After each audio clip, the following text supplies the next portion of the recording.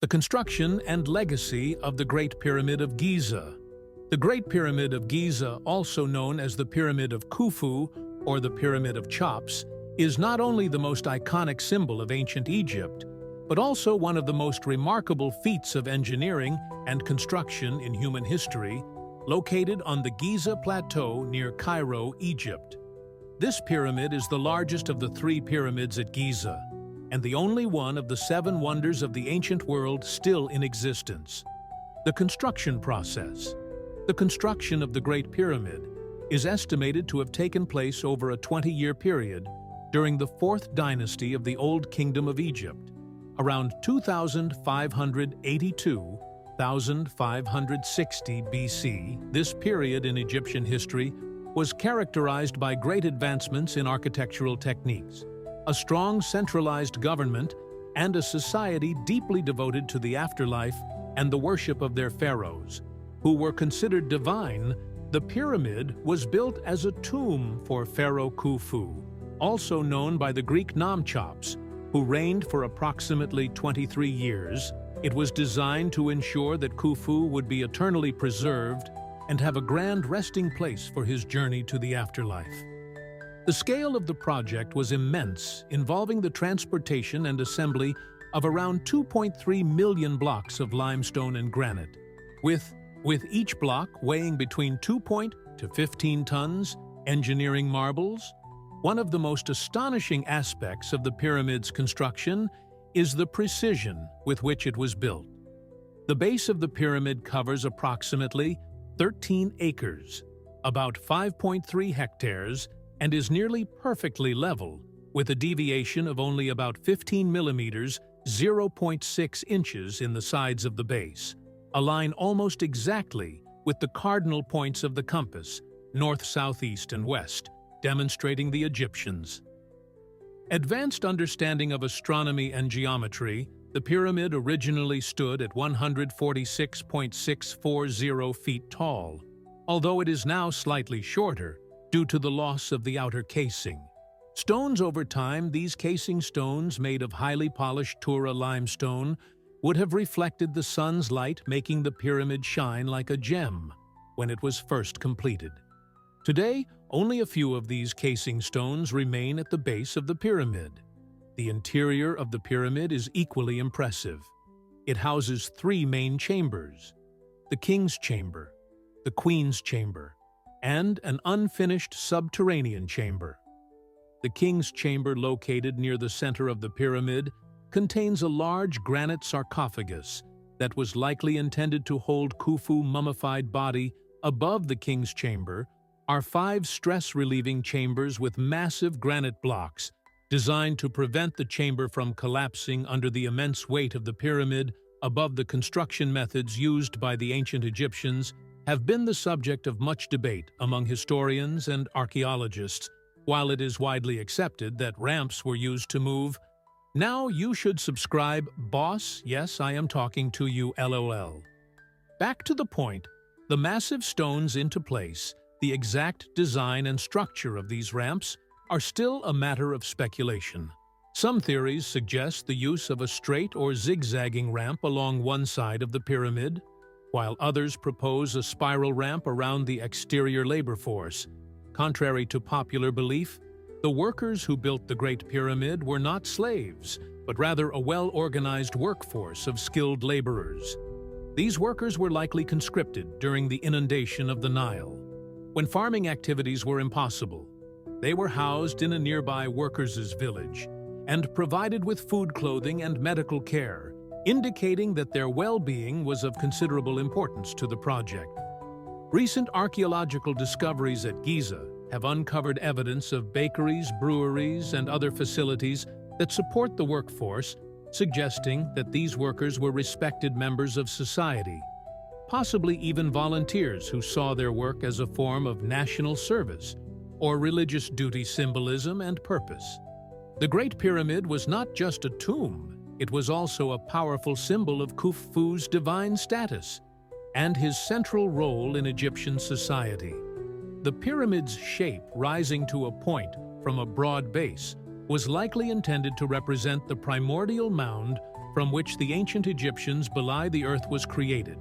The pyramidon, or capstone, which is thought to have been covered in gold, symbolized the sun's rays, and the connection between the pharaoh and the sun god RW, the pyramid's alignment with the stars, further reinforces its symbolic significance. Some theories suggest that the layout of the Giza pyramids was designed to align with the constellation Orion, which was associated with Osiris, the god of the afterlife. This celeste alignment would have underscored the pharaoh's journey to join the gods in the afterlife legacy. Over the millennia, the Great Pyramid has fascinated and inspired countless generations. It has been the subject of myth and legend, from the ancient Greeks, who believed it was built by the legendary king Cheops, to medieval and Renaissance and construction. In modern times, it continues to captivate the imaginations of both researchers and the public. The pyramid has also served as a powerful symbol of human achievement and resilience. Despite the passage of nearly 4,500 years, the Great Pyramid has withstood earthquakes, looting in the test of time. Its sheer scale and the precision with which it was built continue to baffle scientists and engineers today. Even with modern technology, constructing a monument of such size and accuracy would be a monumental challenge. In addition to its architectural significance, the Great Pyramid has played a crucial role in the study of ancient Egyptian society. The art inscriptions and burial practices associated with the pyramid provide valuable insights into the beliefs, economy, and daily life of one of the most advanced civilizations of the ancient world. The Great Pyramid of Giza remains a testament to the ingenuity and determination of the ancient Egyptians. It stands as a symbol of their ability to conceive and execute projects of unimaginable scale and complexity, driven by a deep-seated belief in the afterlife and the divine nature of their rulers. As one of the most recognizable structures on Earth, it continues to draw millions of visitors each year, inspiring awe and wonder in all who behold it. The rise and influence of the Byzantine Empire. The Byzantine Empire, also known as the Eastern Roman Empire, was one of the most enduring and culturally influential empires in history. Spanning over a millennium from its founding in 330 AAD until its fall in 1453, the Byzantine Empire played a crucial role in preserving classical knowledge, shaping the religious landscape of Europe and the Middle East, and influencing art, architecture, and law in ways that still resonate today. Origins and founding. The origins of the Byzantine Empire can be traced back to the Roman Emperor Constantine the Firm, who in 330 AD established a new capital for the Roman Empire on the site of the ancient Greek city of Banum. This city, strategically located on the Bosor Strait, was renamed Constantinople, modern-day Istanbul, and became the new seat of the Roman Empire. Constantine's decision to move the capital was driven by several factors, including the city's strategic location for trade and defense, its proximity to the empire's eastern frontiers, and his desire to create a new Christian capital distinct from the pagan traditions of Rome. Constantinople quickly grew into one of the most important cities in the world. Renowned for its wealth, culture, and formidable defenses, the city's location allowed it to control key trade routes between Europe and Asia, contributing to its prosperity. Additionally, its formidable walls, especially the Theodosian walls built in the 5th century, made it one of the most impregnable cities of the ancient world. Cultural and religious influence. One of the defining features of the Byzantine Empire was its role in preserving and transmitting classical Greek and Roman knowledge as the Western Roman Empire fell to Germanic invasions. In the 5th century, the Byzantine Empire continued to thrive, becoming a beacon of learning and culture during what is often referred to as the Dark Ages.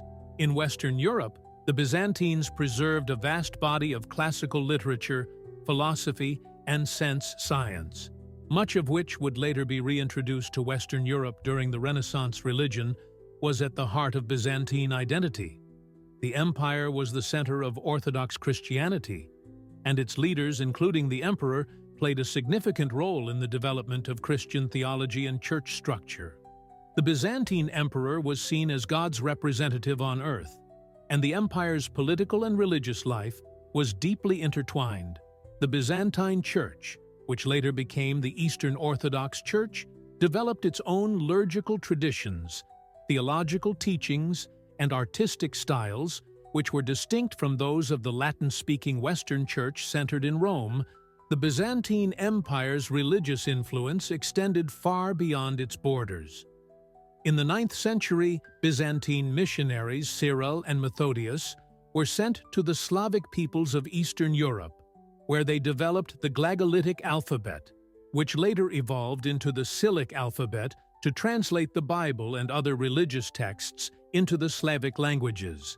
This mission laid the foundation for the spread of Orthodox Christianity throughout Eastern Europe, including the conversion of Ken Rouse's, the predecessor of modern Russia, Ukraine, and Belarus to Christianity in 988 AD. Art and architecture. Byzantine art and architecture are among the empire's most enduring legacies.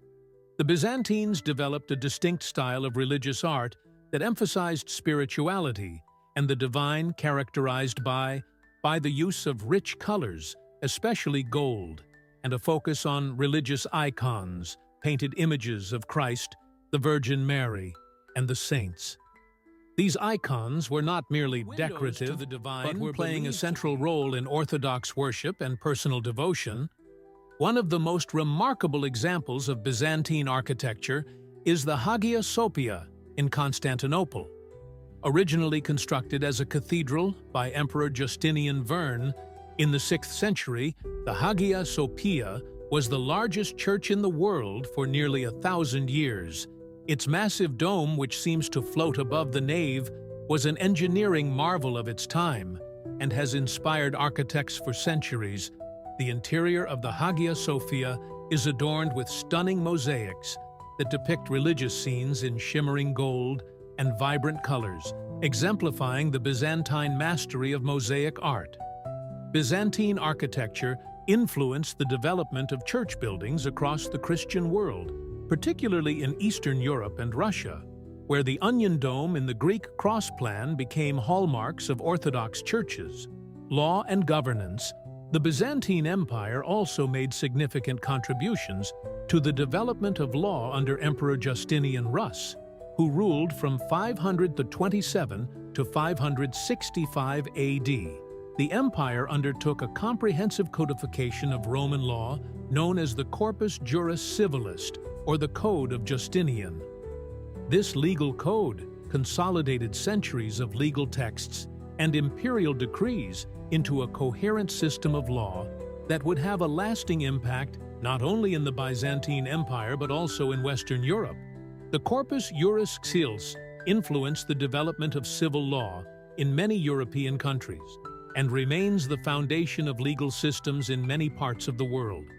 Today, Justinian Code was rediscovered in Western Europe during the Middle Ages, where it became the basis for the legal education of lawyers and judges.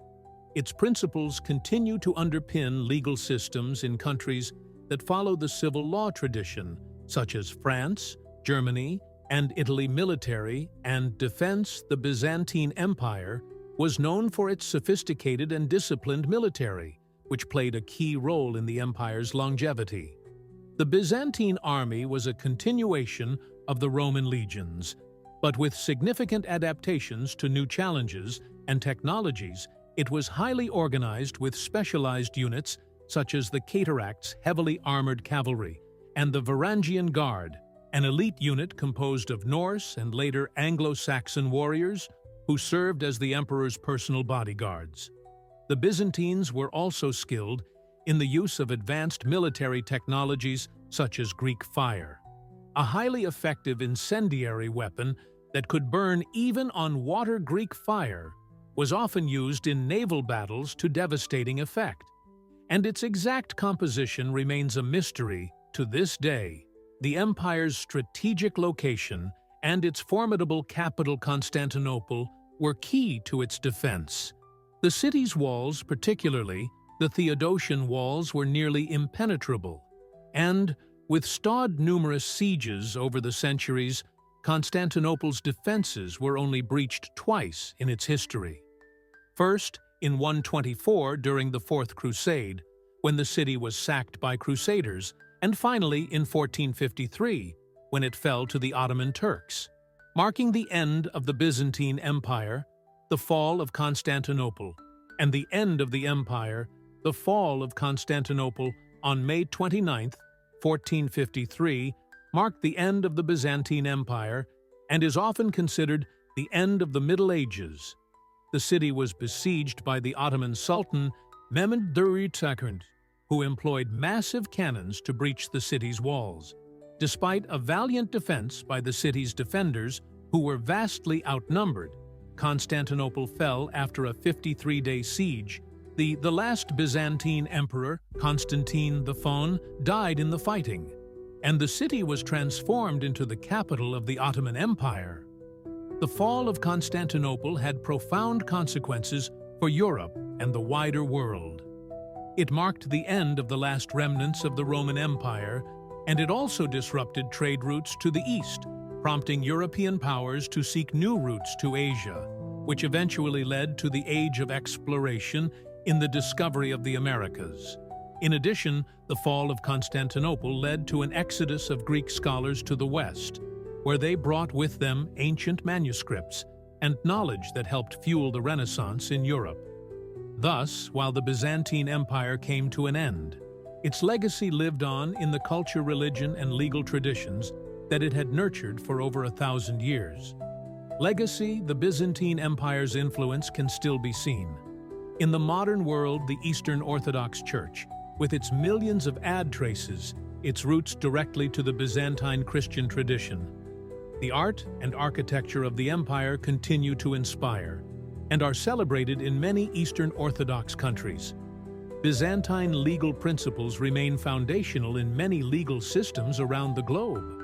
Moreover, the idea of a strong centralized state with a powerful bureaucracy and a codified legal system, which the Byzantines exemplified, has influenced the development of nation-states in Europe and beyond. The empire's ability to preserve and transmit classical knowledge also ensured that the intellectuals were not lost to history, but were instead passed down to future generations. In summary, the Byzantine Empire was a bridge between the ancient and modern worlds, preserving the heritage of the Roman Empire, while also laying the foundations for many aspects of modern Western civilization. Its rich cultural and religious legacy continues to resonate, making it one of the most significant empires in human music history. The Black Death impact in transformation of Europe. In the 14th century, the Black Death, one of the most devastating pandemics in human history, swept through Europe between 1347 and 1351, killing an estimated 25 to 50 million people, about a third of the continent's population. This catastrophic event not only reshaped the demographic landscape of Europe, but also had profound and lasting effects on its social, economic, religious, and cultural fabric. Understanding the Black Death requires a deep dive into its origins, spread the societal impact, and the way it fundamentally transformed Europe.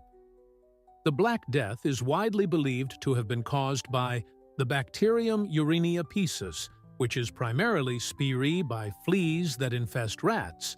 The pandemic likely originated in the arid plains of Central Asia, where it spread through the Silk Road, carried by merchant caravans and soldiers moving across trade routes. By the early 1340 AS, it had reached the Crimean Peninsula, and from there it spread rapidly to Europe. The disease entered Europe through the port of Msa in Sicily in 1347, brought by Genoa's trading ships that had fled a Mongol siege at the Black Sea port of Kaffa from Sicily. The plague spread across the Italian peninsula, and by 1348 it had reached France, Spain, Portugal, and England. The disease followed trade routes and rivers, quickly making its way to Scandinavia, the Baltic states, and eventually reaching the far corners of Europe. The speed at which the Black Death spread was unprecedented. Entire villages were wiped out, and cities saw a significant portion of their populations perish. Within months, the disease spread through direct contact with infected individuals, as well as through airborne droplets, which meant that urban centers with dense populations were particularly vulnerable. The symptoms of the Black Death were gruesome and unmistakable. The most common form of the disease was the bubonic plague, characterized by the sudden onset of fever chills, headaches, and the appearance of bulbous, painfully swollen lymph nodes, typically in the groin, armpits, or neck. These bulbos would often turn black, giving the disease its name. Other forms of the disease included septicemic plague, which infected the bloodstream, and pneumonic plague, which infected the lungs and was highly contagious. Mortality rates varied, but the bubonic plague had a death rate of 60–90%, while the septicemic and pneumonic forms were almost always fatal without treatment, which was non-existent. At the time, the rapid progression of the disease meant that many victims died within days of showing symptoms, leaving little time for communities to respond. In the face of such overwhelming mortality, traditional burial practices were abandoned. Mass graves, known as plague pits, became common as the sheer number of dead overwhelmed local authorities. The sight of death was everywhere, streets filled with the sick and dying bodies left unattended in homes, and the constant tolling of church bells for the dead. The Black Death had a profound impact on European society. The sudden and massive loss of life led to severe labor shortages, which in turn disrupted the feudal economy that had dominated Europe for centuries, with fewer peasants available to work the land. The surviving laborers found themselves in higher demand. This shift in the labor market gave peasants unprecedented bargaining power, leading to increased wages and better working conditions. In some areas, the labor shortages also led to changes in agricultural practices. Landowners unable to maintain large estates with the reduced workforce began converting arable land to pasture, which required less labor. This shift contributed to the rise of a more diversified economy that included wool production, a key industry in regions like Flanders and England. The decline of serfdom in Western Europe can also be traced to the aftermath of the Black Death, as the traditional feudal system began to break down under the pressures of the changing economy. The pandemic also led to a sharp decline in trade and economic activity, as fear of the plague led to the closure of ports and markets. However, in the long term, the Black Death contributed to significant economic changes. With a reduced population, there was less demand for goods, which led to lower prices and deflation. The wealth accumulated by the survivors, including inheritances from the deceased, led to increased spending and investment in certain areas, which eventually contributed to the rise of a new middle class and the growth of towns and cities. On religious life in Europe, the Church, which had been the central institution in medieval European life, was deeply affected by the pandemic. Many clergy members, who were often called upon to provide last rites to the dying, succumbed to the disease themselves. The Church's inability to prevent or explain the plague led to a crisis of faith. Among the population, people began to question the Church's authority. In the traditional religious explanations for the disaster in some regions, the Church's influence weakened, while in others, it led to a surge in piety and religious fervor. Flagellant movements, in which groups of people would publicly whip themselves to atone for humanity's sins, spread across Europe, as people sought divine intervention to end the plague. These movements were often accompanied by apocalyptic preaching and a belief that the plague was a punishment from God for the sins of humanity. The Black Death also led to an increase in anti-Semitic sentiment and violence. Jews were often scapegoated for the plague, accused of poisoning wells or casting curses. This led to widespread persecution and massacres of Jewish communities across Europe, particularly in Germany, where entire communities were destroyed. The violence against Jews during the Black Death is one of the darkest chapters of medieval European history, and a tragic example of how fear and ignorance can lead to the persecution of minority groups. Culturally, the Black Death had a lasting impact on European art and literature. The pervasive presence of death led to the emergence of the memento mori Themian art, which served as a reminder of the inevitability of death.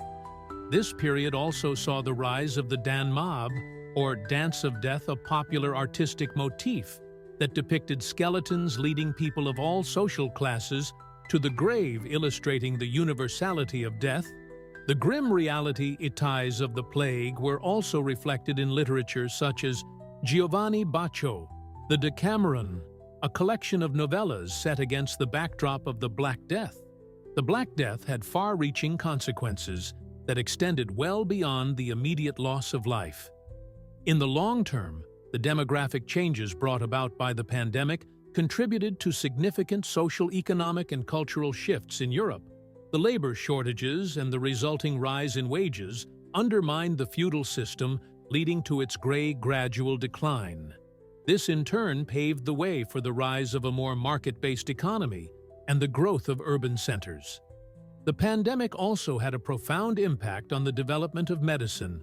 While the immediate response to the plague was often rooted in superstition and religious explanations, the sheer scale of the disaster eventually led to greater interest in understanding the natural causes of disease. This shift in thinking laid the groundwork for the medical advancements of the Renaissance and the eventual development of modern medicine. In terms of population, it took Europe over a century to recover to pre-plague levels. The loss of so many people led to a redistribution of wealth and land, with survivors often inheriting the property of deceased relatives. This redistribution contributed to the rise of a more prosperous middle class in some regions, which played a crucial role in the cultural and economic developments of the late medieval period and the Renaissance. The psychological impact of the Black Death on European society cannot be overstated.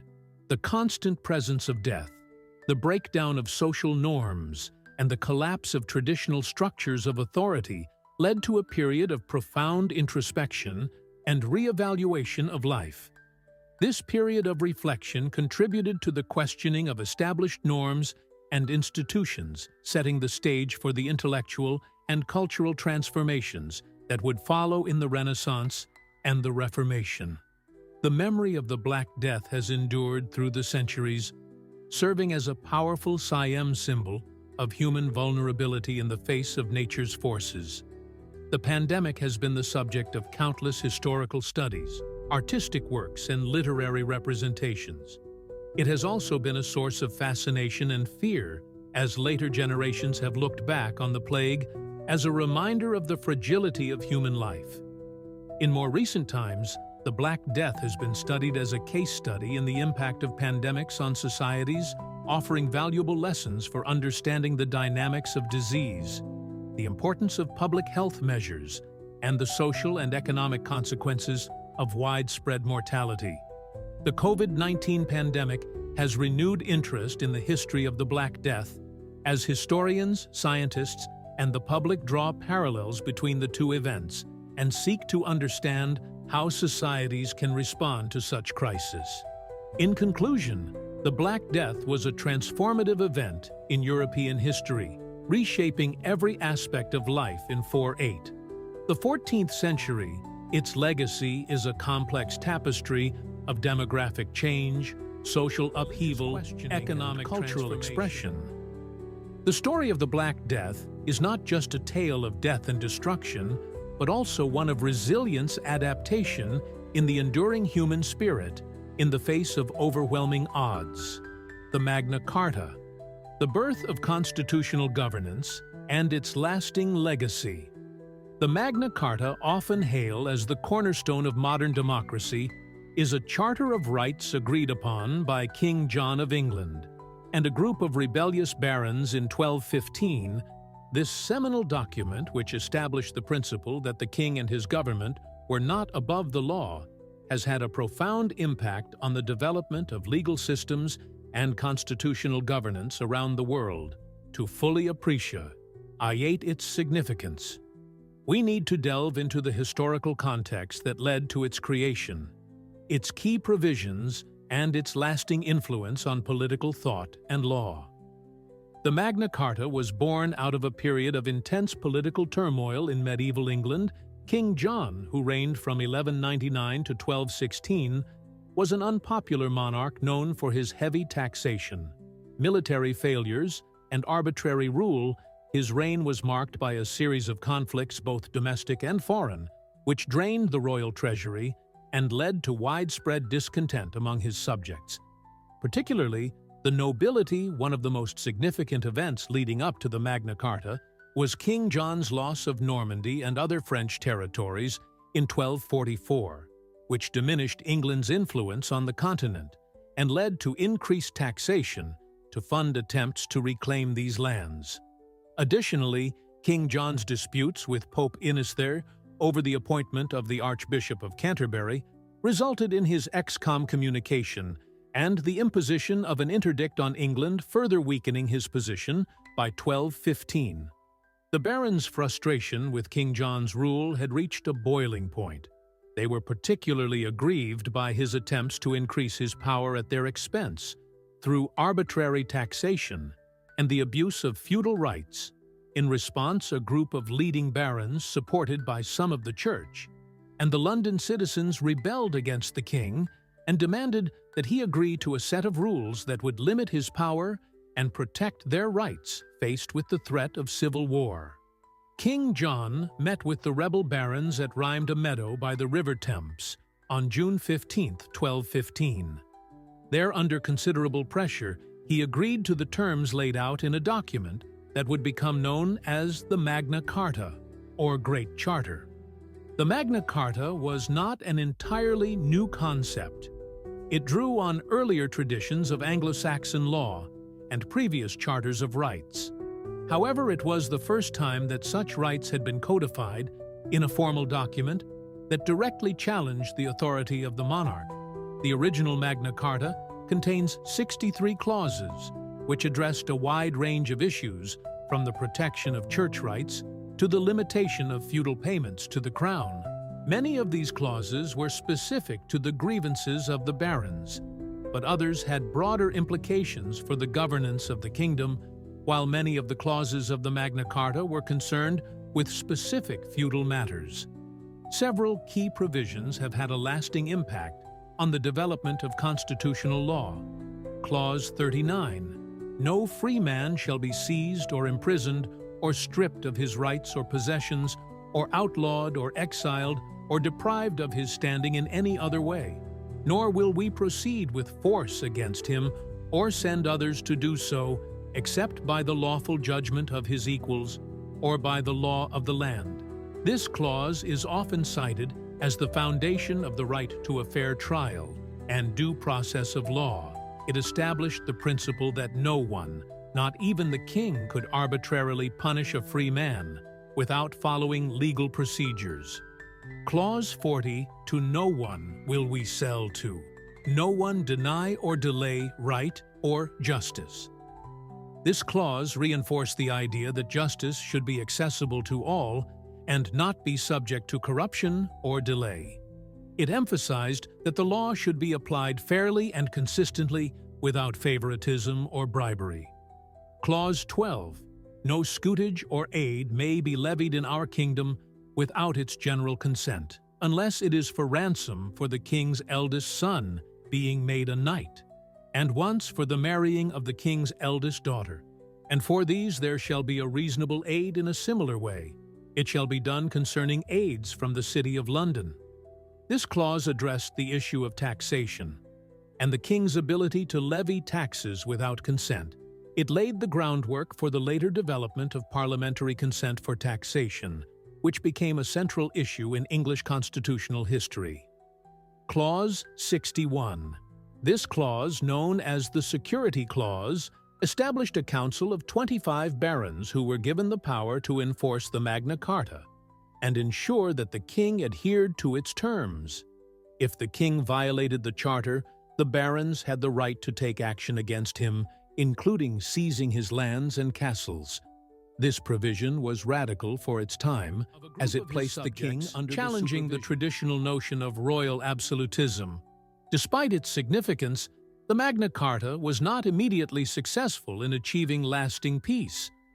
King John quickly sought to annul the charter, and within a few months he had secured the support of Pope Innocent III, who declared the Magna Carta null and void.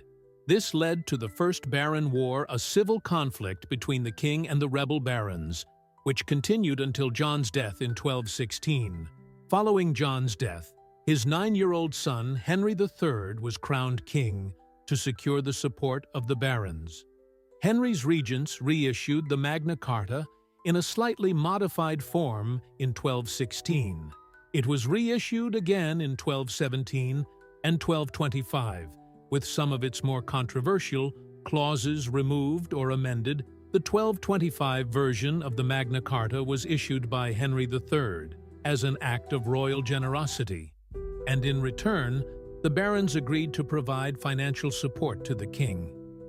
This version became the definitive text and was entered into the statute books, establishing it as a foundational legal document. Over the centuries, the Magna Carta became a symbol of the struggle against tyranny and the defense of individual rights. While many of its specific provisions were rendered obsolete by later legal developments, its broader principles continued to influence the development of constitutional law in England and beyond. During the 17th century, the Magna Carta gained renewed importance as English political thinkers and jurists used it to challenge the authority of the Stuart monarchs, who sought to rule without the consent of Parliament figures like Sir Edward Keogh. A prominent jurist argued that the Magna Carta was a declaration of fundamental liberties and that it established the principle that the king was subject to the law. This interpretation of the Magna Carta played a crucial role in the political conflicts of the period, including the English Civil War and the Glorious Revolution, which ultimately led to the establishment of a constitutional monarchy in England. The Magna Carta also had a significant influence on the development of legal and political thought in the American colonies. The principles of due process, the rule of law, and the idea that government should be based on the consent of the governed were central to the American Revolution and the drafting of the United States Constitution, the Fifth Amendment to the U.S. Constitution, which guarantees that no person shall be deprived of life, liberty, or property without due process of law, is directly inspired by the Magna Carta's protections.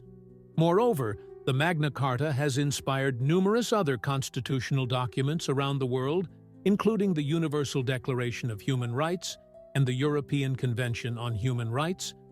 Its enduring legacy lies in its assertion of the principle that all individuals, including those in positions of power, are subject to the law, and that certain rights and liberties are fundamental and must be protected. Beyond its legal and political impact, the Magna Carta has also taken on a powerful symbolic role in the popular imagination. It is often invoked as a symbol of liberty justice in the fight against oppression throughout history. It has been celebrated in art, literature, and public discourse as a foundational moment in the development of democratic governance. The Magna Carta's symbolic importance was particularly evident during its 800th anniversary in 2015. When commemorations were held around the world in England, the anniversary was marked by a series of events, including a major exhibition at the British Library, where one of the original WFAL 15 copies of the Magna Carta is held.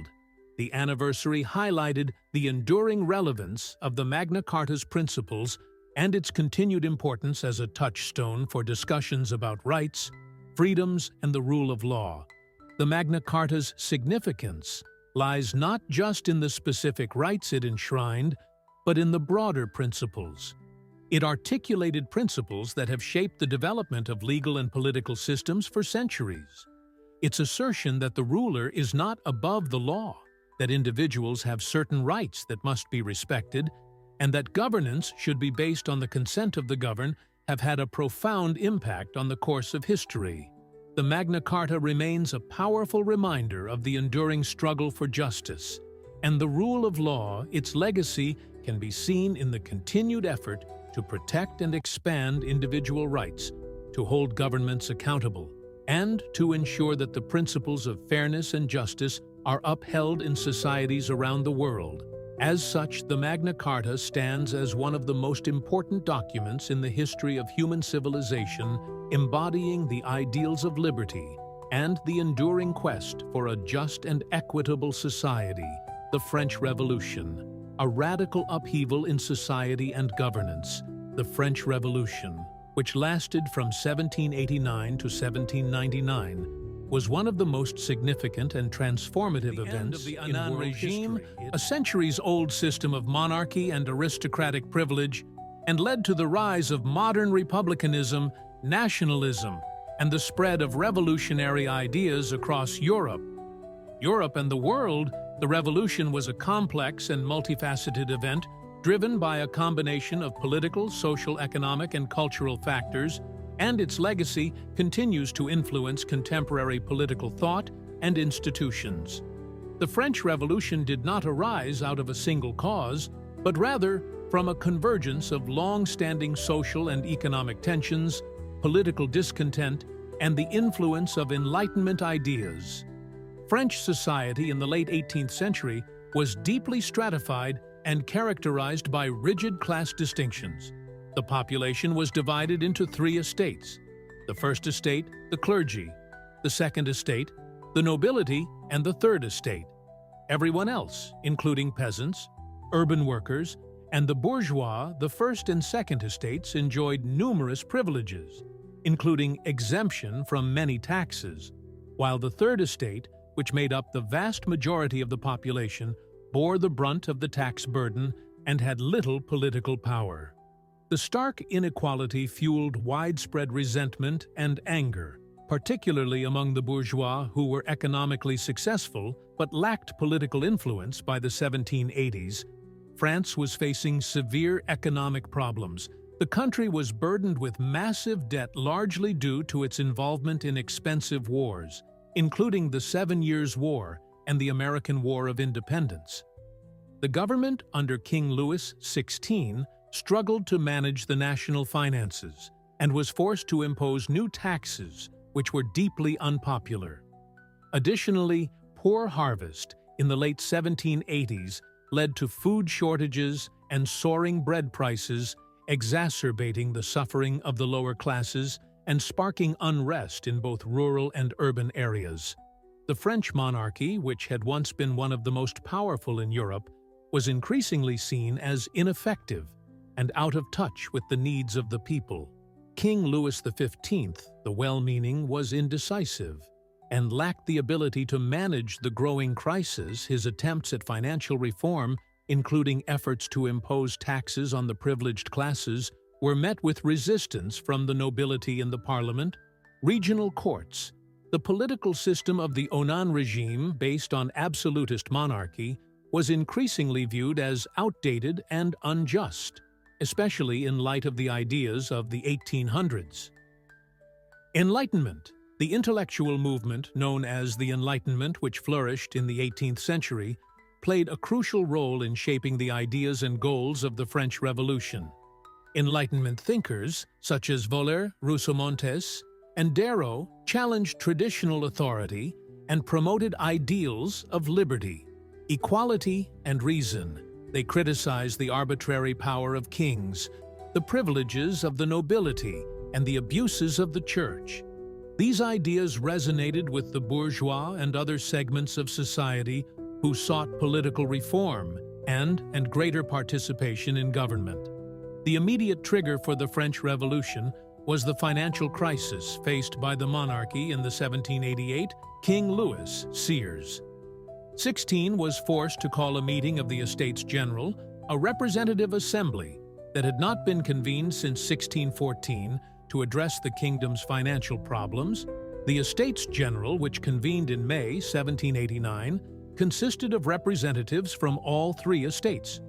However, deep divisions quickly emerged over how the voting process should be conducted.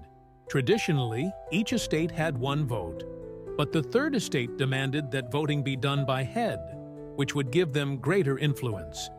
When the king and the other estates refused to agree to this demand, the Third Estate declared itself the National Assembly in June 1789, claiming to represent the true will of the French people. This act of defiance marked the beginning of the revolution. The situation escalated when, fearing that the king would use force to dissolve the National Assembly, Parisians stormed the Bastille, a royal fortress in prison, on July 14, 1789. The fall of the Bastille became a powerful symbol of the revolution and is still celebrated today as France's National Day, Bastille Day. The early years of the revolution were marked by a series of dramatic events and radical changes. In August 1789, the National Assembly adopted the Déclaration of the Rights of Man and of the Citizen, a foundational document that proclaimed the principles of liberty, equality, and fraternity. The declaration asserted that all men were born free and equal in rights, including the rights to liberty, property security, and resistance to oppression. It also called for the end of feudal privileges and the establishment of a government based on the consent of the governed. The National Assembly also undertook sweeping reforms, including the abolition of the system, the nationalization of church lands, and the introduction of a new administrative and legal framework for France. In 1791, the Assembly established a constitutional monarchy, limiting the powers of the king and creating a legislative assembly elected by a limited franchise of property-owning men. However, the revolution soon took a more radical turn. In 1792, France declared war on Austria and Prussia, leading to the rise of revolutionary fervor and the radicalization of the revolution.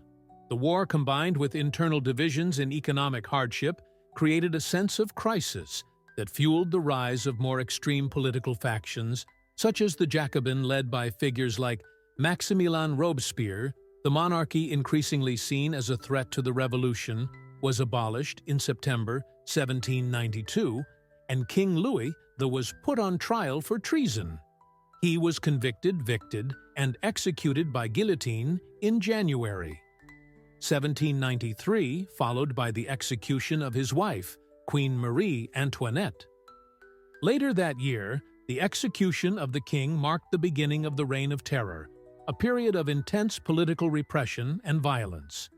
The Reign of Terror, which lasted from 1793 to 1794, was characterized by the use of revolutionary tribunals to try and execute perceived enemies of the revolution. Thousands of people, including nobles, clergy, and ordinary citizens, were arrested and executed, often on flimsy evidence. The Committee of Public Safety, led by Robespierre, wielded near dictatorial powers, and the revolution descended into a period of paranoia and bloodshed. The Reign of Terror eventually led to a backlash against its leaders by mid-1794. The excessive violence and purges, as well as economic hardships, had created widespread disillusionment with the revolutionary government. On July 27, 1794, 9 Thermidor in the revolutionary calendar, Robespierre and his closest allies were arrested by members of the National Convention, who feared they might be the next targets of the terror. Robespierre was executed the following day, along with many of his supporters. His death marked the end of the Reign of Terror and the beginning of the Thermidorian reaction, a period of relative moderation in the rollback of some of the more radical measures enacted during the Terror. The National Convention dismantled the Committee of Public Safety, released political prisoners, and repealed many of the laws that had enabled the Terror. In 1795, the National Convention adopted a new constitution that established the Directory, a 5-member executive body that governed France for the next 4 years. The Directory was characterized by political instability, corruption, and ongoing economic difficulties. It struggled to maintain control in the face of continued internal unrest and external threats, as France remained at war with several European powers. During this period, a young and ambitious military general named Napoleon Bonaparte began to rise to prominence. Napoleon's military successes, particularly in Italy, made him a national hero and positioned him as a key figure in French politics. In 1799, Napoleon staged a coup d'etat, overthrowing the Directory and establishing the consulate with himself as first consul. This marked the end of the French Revolution and the beginning of Napoleon's rise to power. The French Revolution had a profound and lasting impact on France and the world. It brought an end to the Ancien regime, abolishing the monarchy, the feudal system, and the privileges of the nobility and clergy.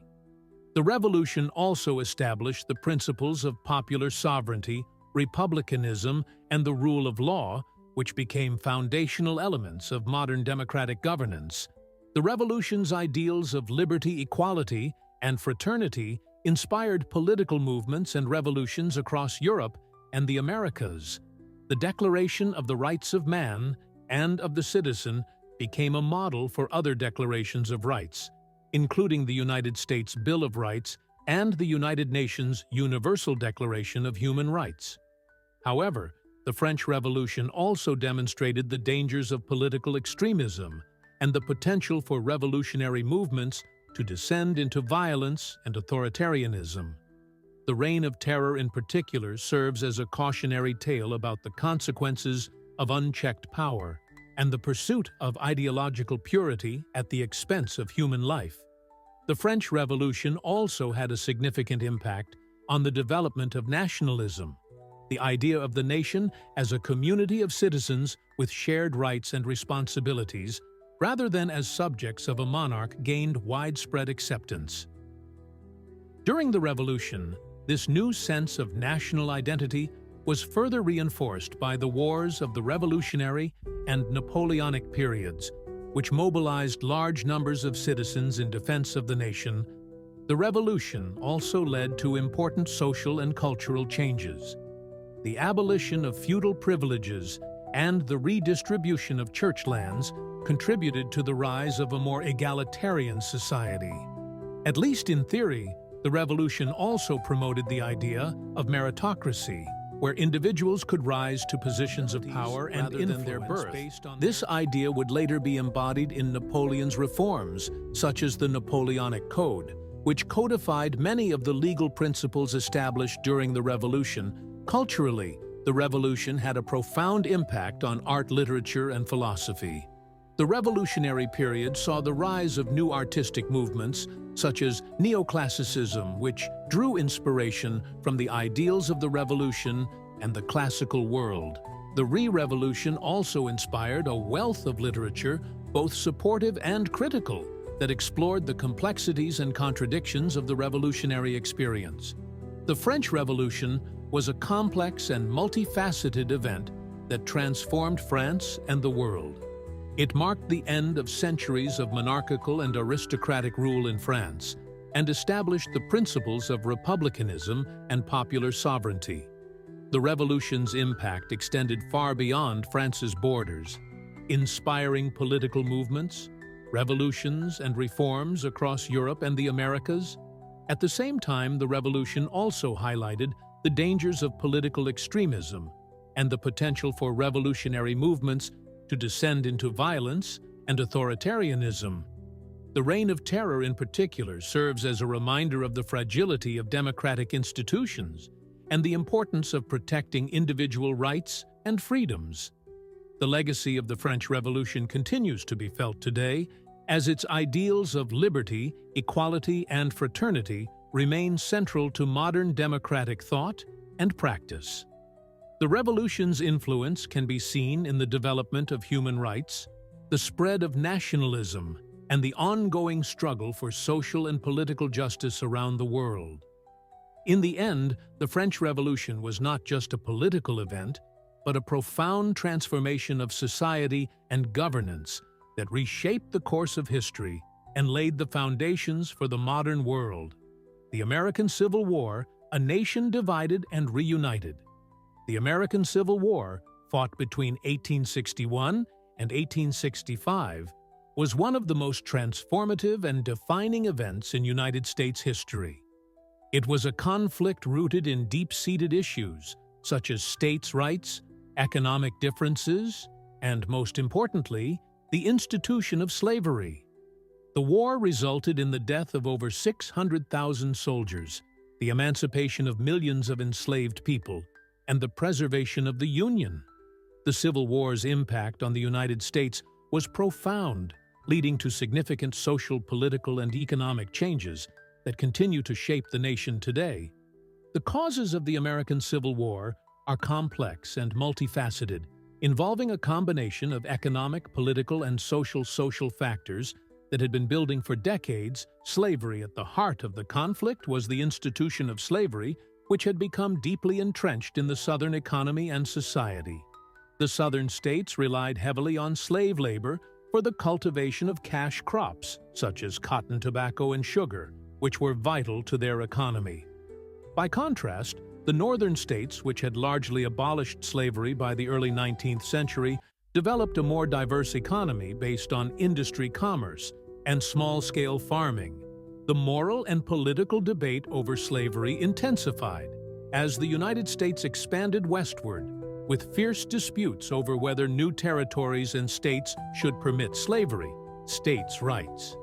The issue of states' rights was closely tied to the debate over slavery. Southern states argued that they had the right to govern themselves and make their own decisions about whether to allow slavery without interference from the federal government. This belief in the sovereignty of individual states was rooted in a broader interpretation of the U.S. Constitution, which emphasized the rights of states over the powers of the federal government. The northern states, on the other hand, generally supported a stronger federal government that could regulate issues like slavery and maintain national unity. Economic differences. The economic divide between the industrial North and the agrarian South further fueled tensions. The North's economy was rapidly industrializing, with a growing network of railroads, factories, and urban centers. The South, however, remained largely rural and dependent on agriculture, particularly the production of cotton for export. These economic differences contributed to differing views on issues such as tariffs, trade policies, and the expansion of infrastructure, with the South often opposing measures that favored Northern industrial interests. Political polarization. By the mid-19th century, the United States had become deeply polarized along regional lines, with the North and South increasingly viewing each other with suspicion and hostility. The formation of the Republican Party in the 1850s, which was explicitly opposed to the expansion of slavery into new territories, further heightened tensions. The election of Abraham Lincoln, a Republican, as president in 1860 was seen by many Southern states as a direct threat to their way. Lincoln's election was the final catalyst that led to the secession of Southern states. In the outbreak of war in the wake of Lincoln's election, South Carolina became the first state to secede from the Union on December 20, 1860. This was quickly followed by the secession of 6 more Southern states: Mississippi, Florida, Alabama, Georgia, Louisiana, and Texas. These states formed the Confederate States of America in February 1861. With Jefferson Davis elected as its president, the Confederacy claimed that their secession was a lawful exercise of their rights as sovereign states, while the federal government led by Lincoln maintained that secession was illegal and unconstitutional. The Civil War began on April 12, 1861, when Confederate forces fired on Fort Sumter, a federal fort in Charleston Harbor, South Carolina. The attack on Fort Sumter rallied the North, and Lincoln called for 75,000 volunteers to suppress the rebellion. In response, 4 more states, Virginia, Arkansas, Tennessee, and North Carolina, joined the Confederacy. The war had begun, and it would soon engulf the entire nation.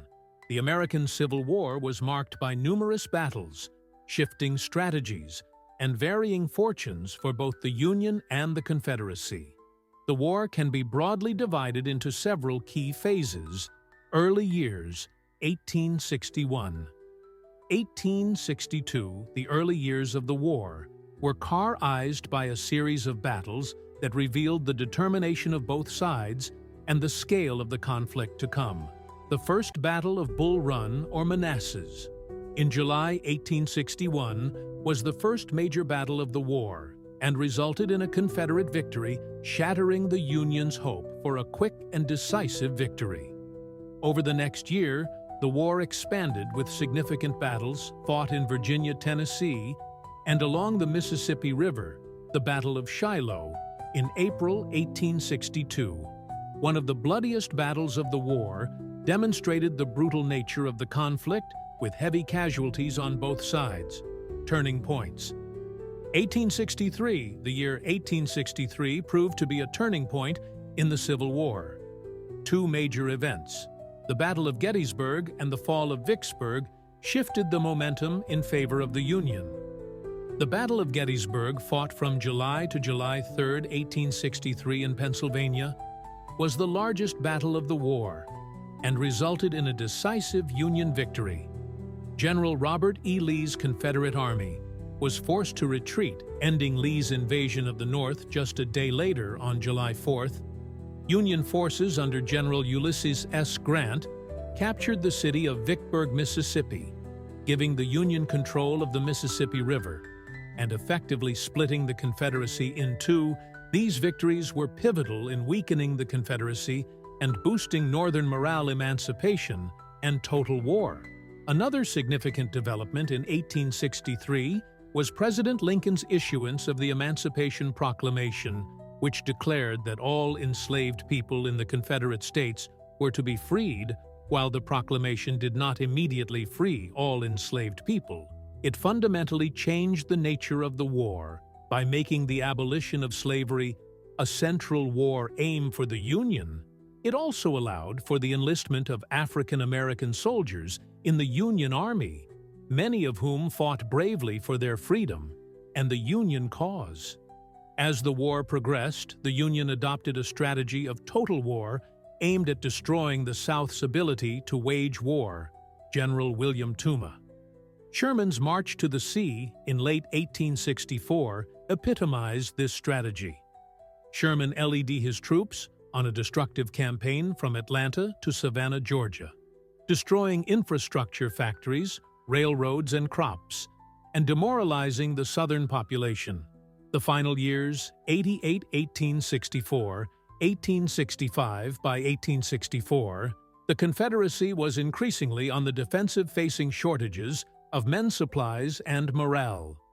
General Grant, who had been appointed commander of all Union armies, launched a relentless campaign against Lee's forces in Virginia. Despite suffering heavy casualties, Grant continued to press forward, understanding that the Union's greater resources and manpower would eventually wear down the Confederates. The war came to a close in the spring of 1865 after a series of Union victories, including the capture of Richmond.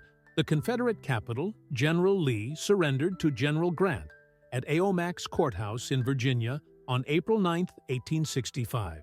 Lee's surrender marked the effective end of the Civil War, although some Confederate forces continued to fight for a few more weeks, and the end of the Civil War was only the beginning of a new and difficult chapter in American history.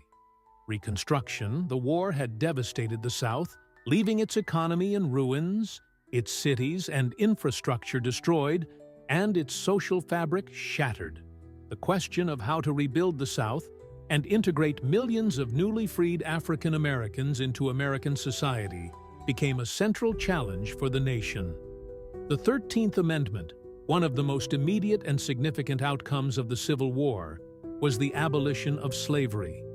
The Emancipation Proclamation had paved the way, but it was the Constitution, ratified in December 1865, that formally abolished slavery throughout the United States. This amendment marked a monumental shift in American society, legally ending the institution of slavery that had existed since the country's founding Reconstruction policies. The Reconstruction era, which lasted from 1865 to 1877, was marked by efforts to rebuild the South and to protect the rights of newly freed African Americans under President Andrew Johnson, who succeeded Lincoln after his assassination in April 1865. The initial approach to Reconstruction was lenient toward the former Confederate states. However, Johnson's policies were met with strong opposition from radical Republicans in Congress, who sought to impose harsher terms on the South and to ensure full civil rights for African Americans. The radical Republicans passed a series of Reconstruction Acts, which divided the South into military districts, and required the Southern states to draft new constitutions that guaranteed black men the right to vote. These acts also led to the establishment of new state governments in the South that included African American representatives, a significant step toward racial equality. The 14th and 15th Amendments during Reconstruction, two additional constitutional amendments, were adopted that expanded the rights of African Americans. The 14th Amendment, ratified in 1868, granted citizenship to all persons born or naturalized in the United States, including former slaves, and guaranteed equal protection under the law. The 15th Amendment, ratified in 1870, prohibited the federal government and the states from denying the right to vote based on race color or previous condition of servitude resistance in the end of Reconstruction. Despite these advancements, Reconstruction faced significant resistance from many white Southerners who sought to restore white supremacy and limit the rights of African Americans. Organizations such as the Ku Klux Klan emerged using violence and intimidation to suppress black political participation and to undermine Reconstruction efforts. By the mid-1870s, support for Reconstruction had waned in the North, and Southern Democrats known as Redeemers regained control of state governments. The Compromise of 1877, which resolved the disputed presidential election of 1876, effectively ended Reconstruction by withdrawing federal troops from the South. This led to the establishment of Jim Crow laws, which enforced racial segregation and disenfranchised African Americans for decades to come. The American Civil War had a profound and lasting impact on the United States. It resolved the fundamental question of whether the United States would remain a unified nation or be divided into separate countries. The Union was preserved, and the principle that states could not secede from the Union was firmly established. The war also brought about the abolition of slavery, one of the most significant social changes in American history. The emancipation of millions of African Americans was a monumental step toward fulfilling the nation's founding ideals of liberty and equality. However, the promise of freedom was only partially realized, as the end of Reconstruction marked the beginning of a long struggle for civil rights that would continue into the 20th century and beyond. The Civil War also transformed the American economy and society. The war accelerated the growth of industry and the expansion of the federal government, laying the groundwork for the United States to become a major industrial power. The war also had a profound impact on American culture, influencing literature, art, and memory for generations. The legacy of the Civil War is still evident today in the United States. The conflict remains a subject of intense study, debate, and commemoration. Monuments, battlefields, and museums across the country serve as reminders of the war's significance, and the issues of race equality and federalism that were at the heart of the Civil War continued to resonate in contemporary American society. The American Civil War was a pivotal moment in the nation's history, a time when the United States was tested as never before. The war was a brutal and bloody conflict that left deep scars on the nation, but it also brought about profound changes that continue to shape the United States. Today, the Civil War ended. The institution of slavery preserved the Union and set the stage for the United States' emergence as a global power. However, it also left unresolved many of the issues that had caused the war, leading to a long and difficult struggle for civil rights and racial equality. The American Civil War is a testament to the nation's resilience and its ability to overcome deep divisions. It serves as a reminder of the costs of conflict and the importance of striving for a more just and equitable society. The lessons of the Civil War remain relevant today as the United States continues to grapple with the legacy of its past and the ongoing the fall of the Roman Empire, the collapse of a superpower. The fall of the Roman Empire, one of the most debated and studied events in history, marks the end of one of the greatest civilizations the world has ever seen. The Western Roman Empire, which had dominated the Mediterranean and much of Europe for centuries, finally crumbled in 476 AD, when the last emperor, Romulus Augustulus, was deposed by the Germanic chieftain Oacer. The decline of Rome was not a single cataclysmic event, but a gradual process influenced by a complex mix of internal weaknesses and external pressures. This fact explores the multifaceted reasons behind the fall, its immediate impact, and the long-term legacy of Rome's demise at its height around the 2nd century. The Roman Empire was a vast and formidable power.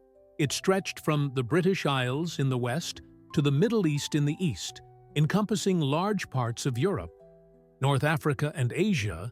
The Pax Romana, a period of relative peace and stability, lasting about 200 years, allowed Rome to consolidate its territories, develop extensive trade networks, and achieve remarkable feats in architecture, engineering, law, and governance. Rome's power was built on a combination of military prowess, political acumen, and the integration of conquered peoples into the Roman system. The empire was known for its well-trained legions, an extensive network of roads, and a complex bureaucracy that managed its vast territories. The Roman economy was largely agrarian, but it also relied heavily on trade, with goods flowing into Rome from all corners of the empire, from grain in Egypt to spices from India. However, even at the height of its power, the seeds of Rome's decline were already being sown.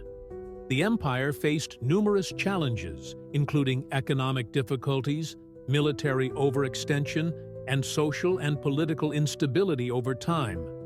These issues would combine with external pressures to bring about the empire's downfall. One of the major factors contributing to the fall of the Roman Empire was its economic decline. The Roman economy was heavily relying on agriculture, which was labor-intensive and vulnerable to fluctuations in weather and productivity. As the empire expanded, it became increasingly difficult to manage its vast territories and ensure the efficient collection of taxes. The Roman state required immense resources to fund its military, public works, and bureaucracy, leading to a heavy tax burden on the population. The economic difficulties were exacerbated by inflation and a debasement of the currency in the 3rd century. The empire faced a series of financial crises as successive emperors reduced the silver content of the denarius, the standard Roman coin, to fund their expenditures. This led to rampant inflation, a loss of confidence in the currency, and a decline in trade and economic activity. The empire's once thriving cities began to decline as urban population shrank, and people moved to the countryside in search of security and sustenance. Socially, the Roman Empire was also in decline. The once dominant Roman aristocracy, which had provided leadership and stability, was increasingly disconnected from the rest of society. The divide between the rich and the poor grew wider, leading to social tensions and unrest. The traditional Roman values of discipline, civic duty, and loyal to the state eroded over time, replaced by a focus on personal wealth and luxury.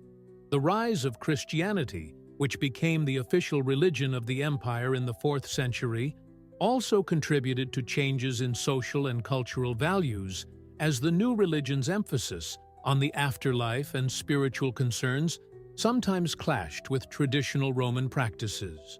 The Roman Empire was built on military power, but by the 3rd century, its military was increasingly stretched thin. The empire's borders were vast, and defending them required a large and well-equipped army. However, the Roman legions were often engaged in multiple conflicts simultaneously, including defending against Germanic tribes along the Rhine and Danube rivers and fighting the Sassanid Empire in the east. The Roman military faced several key challenges that weakened its effectiveness. First, the empire was increasingly reliant on mercenaries and foreign troops, who were often less loyal and less disciplined than traditional Roman soldiers. These troops were recruited from the very Germanic tribes that Rome sought to keep out, leading to situations where the empire's defenders had divided loyalties. Second, the Roman army suffered from a lack of effective leadership, as the imperial succession became increasingly unstable. The 3rd century was marked by the crisis of the 3rd century, a period of nearly constant civil war, during which numerous claimants to the throne vied for power. This instability undermined the coherence and discipline of the military. Overextension was another major problem. The empire was simply too large to be effectively governed, and defended with the resources between the emperor frontiers made it difficult to respond quickly to threats, and the logistical challenges of moving troops and supplies across such a large area further strain. The military political instability was a significant factor in the decline of the Roman Empire.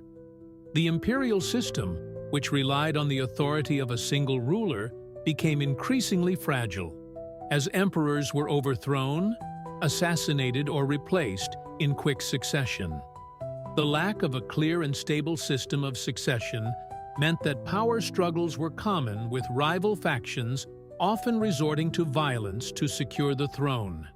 The crisis of the 3rd century, 235 to 284 AD, was a particularly tumultuous period during which the empire nearly collapsed under the combined pressures of internal strife, economic instability, and external invasions. During this time, the empire saw the rapid succession of over 20 emperors, many of whom were military leaders who had seized power by force. This period of chaos and civil war severely weakened the empire, as resources were diverted from defending the frontiers to fighting internal conflicts. Corruption and inefficiency also plagued the Roman government as the empire grew more complex. The bureaucracy became slow and increasingly corrupt. Officials often enriched themselves at the expense of the state, and the legal system became less effective in administering justice. The loss of public trust in the government further eroded the empire's stability. While internal factors played a significant role in the decline of the Roman Empire, external pressures were ultimately what brought it down. From the 3rd century onward, the empire faced increasing pressure from various barbarian groups, including the Goths, Vandals, Huns, and Franks. These groups were not a monolithic force, but rather a collection of different tribes and peoples, each with their own motivations and goals. The Visos, a Germanic tribe, were among the first to deal a significant blow to the Roman Empire in 376 AD. The Visigoths, fleeing from the Huns, sought refuge within the Roman Empire. The Romans initially allowed them to settle in the Balkans, but mistreatment and exploitation by Roman officials led to a rebellion in 378 AD. The Visigoths inflicted a crushing defeat on the Roman army at the Battle of Adrianople, where Emperor Valens was killed. This defeat was a turning point, as it demonstrated the vulnerability of the Roman military and opened the door for further invasions. In 410 and AD, the Visigoths, under their leader Alaric, sacked Rome itself, a shocking event that sent ripples of fear and disbelief throughout the empire. Although Rome was no longer the capital, the imperial court had moved to Rhena. The sack of the city symbolized the decline of Roman power and prestige. The Vandals, another Germanic tribe, crossed into North Africa and established a kingdom in what was one of Rome's most prosperous provinces. In 455 AD, the Vandals sacked Rome again, further eroding the empire's power and influence. The final blow came from the Ostrogoths, a branch of the Goths, who under their leader Odoacer deposed the last Roman emperor Romulus Augustulus. In 476 AD, Odoacer declared himself king of Italy and sent the imperial regalia to the Eastern Roman Emperor in Constantinople, signaling the end of the Western Roman Empire, while the Western Roman Empire fell in 476 AD. The Eastern Roman Empire, also known as the Byzantine Empire, continued to exist for nearly 1,000 more years, centered in Constantinople. Modern-day Istanbul, the Byzantine Empire preserved much of the Roman heritage, including its legal system, administrative practices, and cultural achievements. The Byzantine Empire was more economically robust and politically stable than its Western counterpart, and it managed to fend off many of the invasions that had plagued the West.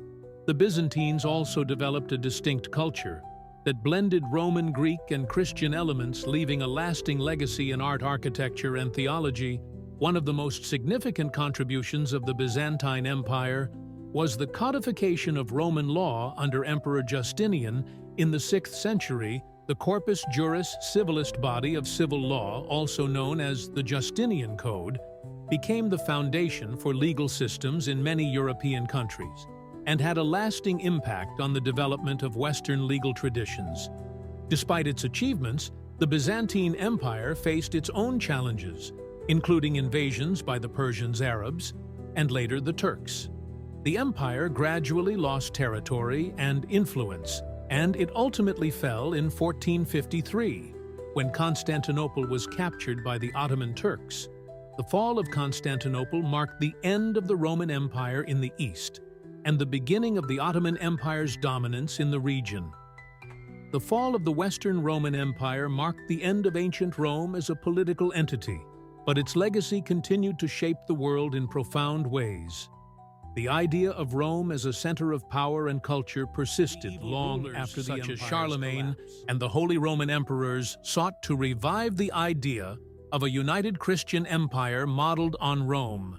The Roman Empire's influence can be seen in the development of the Latin language, which evolved into the Romance languages, Italian, French, Spanish, Portuguese, and Romanian, and remain the language of learning law, and the Church centuries.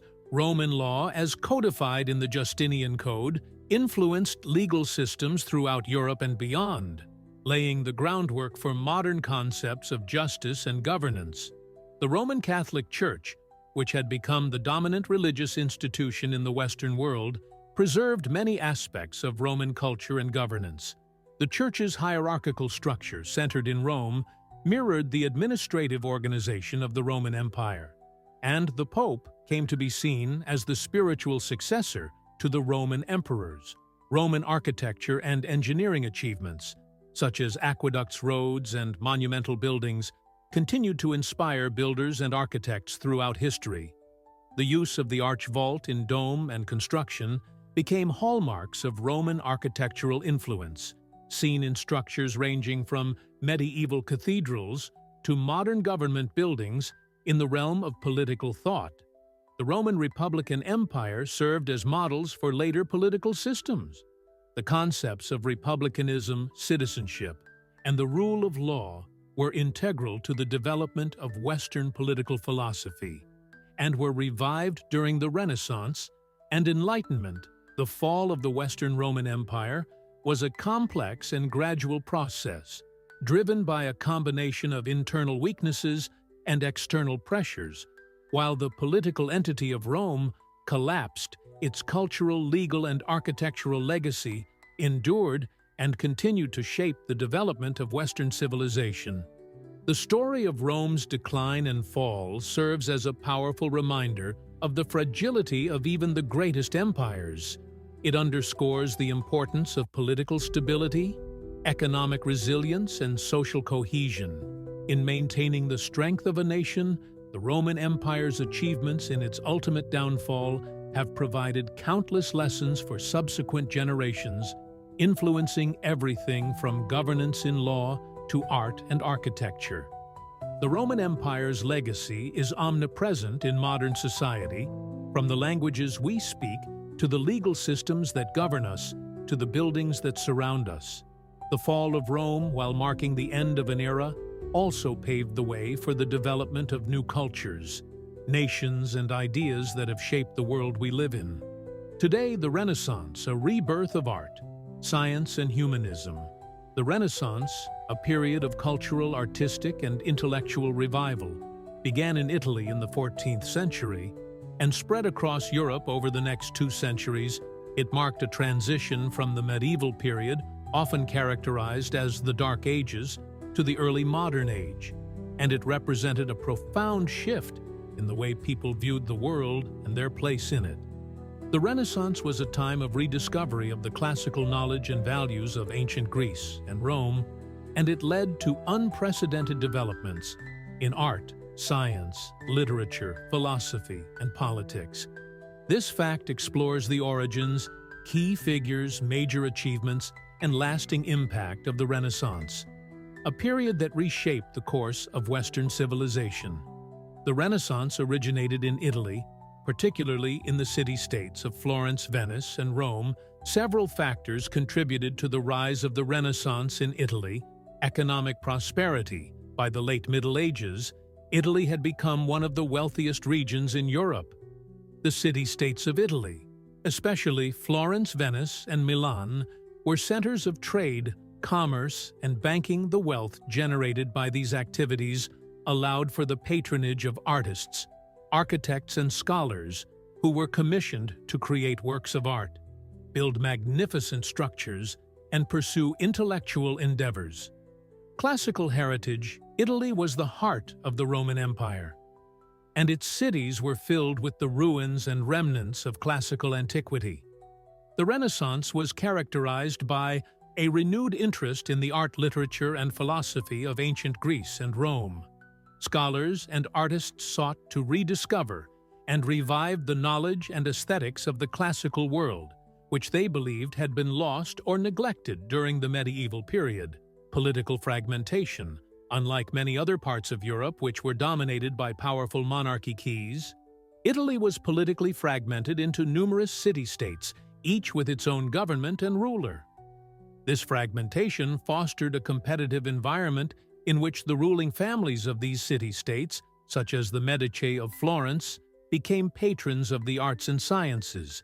In an effort to outshine their rivals, the competition among city-states contributed to the flourishing of culture and innovation. Humanism was a central intellectual movement of the Reina. It emphasized the study of classical texts and of the individual. Humanists sought to apply the principles of ancient philosophy, particularly those of Plato and Aristotle, to contemporary life. They promoted the idea that humans could achieve greatness through education, reason, and the cultivation of the arts and sciences. Humanism shifted the focus of intellectual life from religious concerns to the study of humanity in the natural world.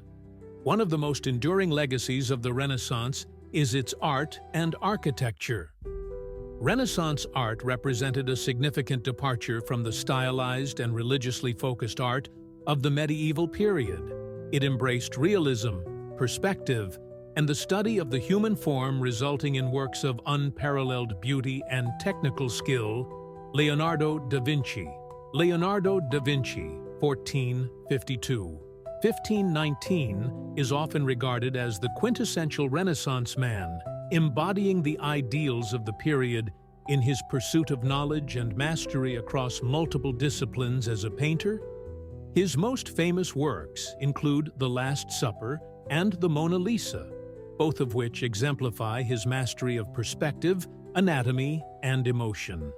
Leonardo was also an inventor, scientist, and engineer, leaving behind thousands of pages of sketches and notes on topics ranging from anatomy and flight to hydrodynamics and military engineering. His insatiable curiosity and interdisciplinary approach made him a symbol of the Renaissance spirit. Michelangelo Buonarroti. Michelangelo, 1475–1564, was another towering figure of the Renaissance, renowned for his work as a sculptor, painter, and architect. His most famous works include the statues of David and Peter, both of which showcase his ability to depict the human form with a level of detail and realism that had never been seen before. Michelangelo also painted the ceiling of the Cini Chapel in the Vatican, a monumental project that remains one of the greatest achievements in the history of art. His work on the Sistine Chapel, particularly the depiction of the creation of Adam, is celebrated for its dynamic composition and powerful expression of the divine and the human. Raphael 1483–1520, was a master painter and architect whose works epitomize the harmony, balance, and grace that characterize Renaissance art. His frescoes in the Vatican, particularly the School of Athens, are celebrated for their use of perspective and their portrayal of classical philosophers, reflecting the Renaissance's reverence for antiquity. Raphael's ability to convey complex ideas and emotions through composition and color made him one of the most admired artists of his time. Brunethrower and Renaissance architecture. Filippo Brunelli, 1371–1446, was a pioneering architect who is credited with developing linear perspective, a technique that revolutionized the depiction of space in art. In architecture, Bruna's most famous architectural achievement is the dome of the Florence Cathedral, Santa Maria del Fiore, an engineering marvel that combined classical principles with innovative techniques. The dome became a symbol of the Renaissance and inspired generations of architects. Renaissance architecture, characterized by symmetry, proportion, and the use of classical elements such as columns, arches, and domes, represented a return to the ideals of ancient Rome and Greece. The Renaissance also saw a flourishing of literature and philosophy, driven by the humanist movement and the rediscovery of classical texts. Writers and philosophers of the Renaissance sought to explore the nature of humanity, the role of the individual in society, and the relationship between the earthly and the divine. Dante Alighieri, although Dante, 1265–3221, lived before the height of the Renaissance, his work, The Divine Comedy, is often seen as a precursor to the Renaissance, written in the vernacular Italian rather than Latin.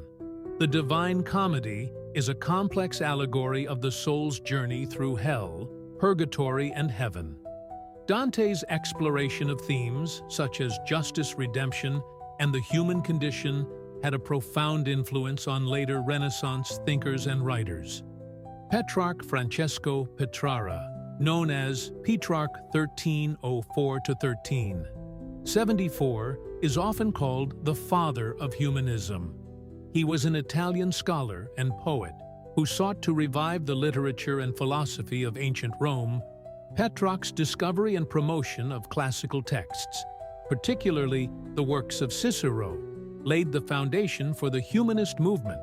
His son's sonnets, written in Italian, are considered some of the greatest love poetry in Western literature, and his emphasis on individual expression and the value of personal experience became central themes of the Renaissance.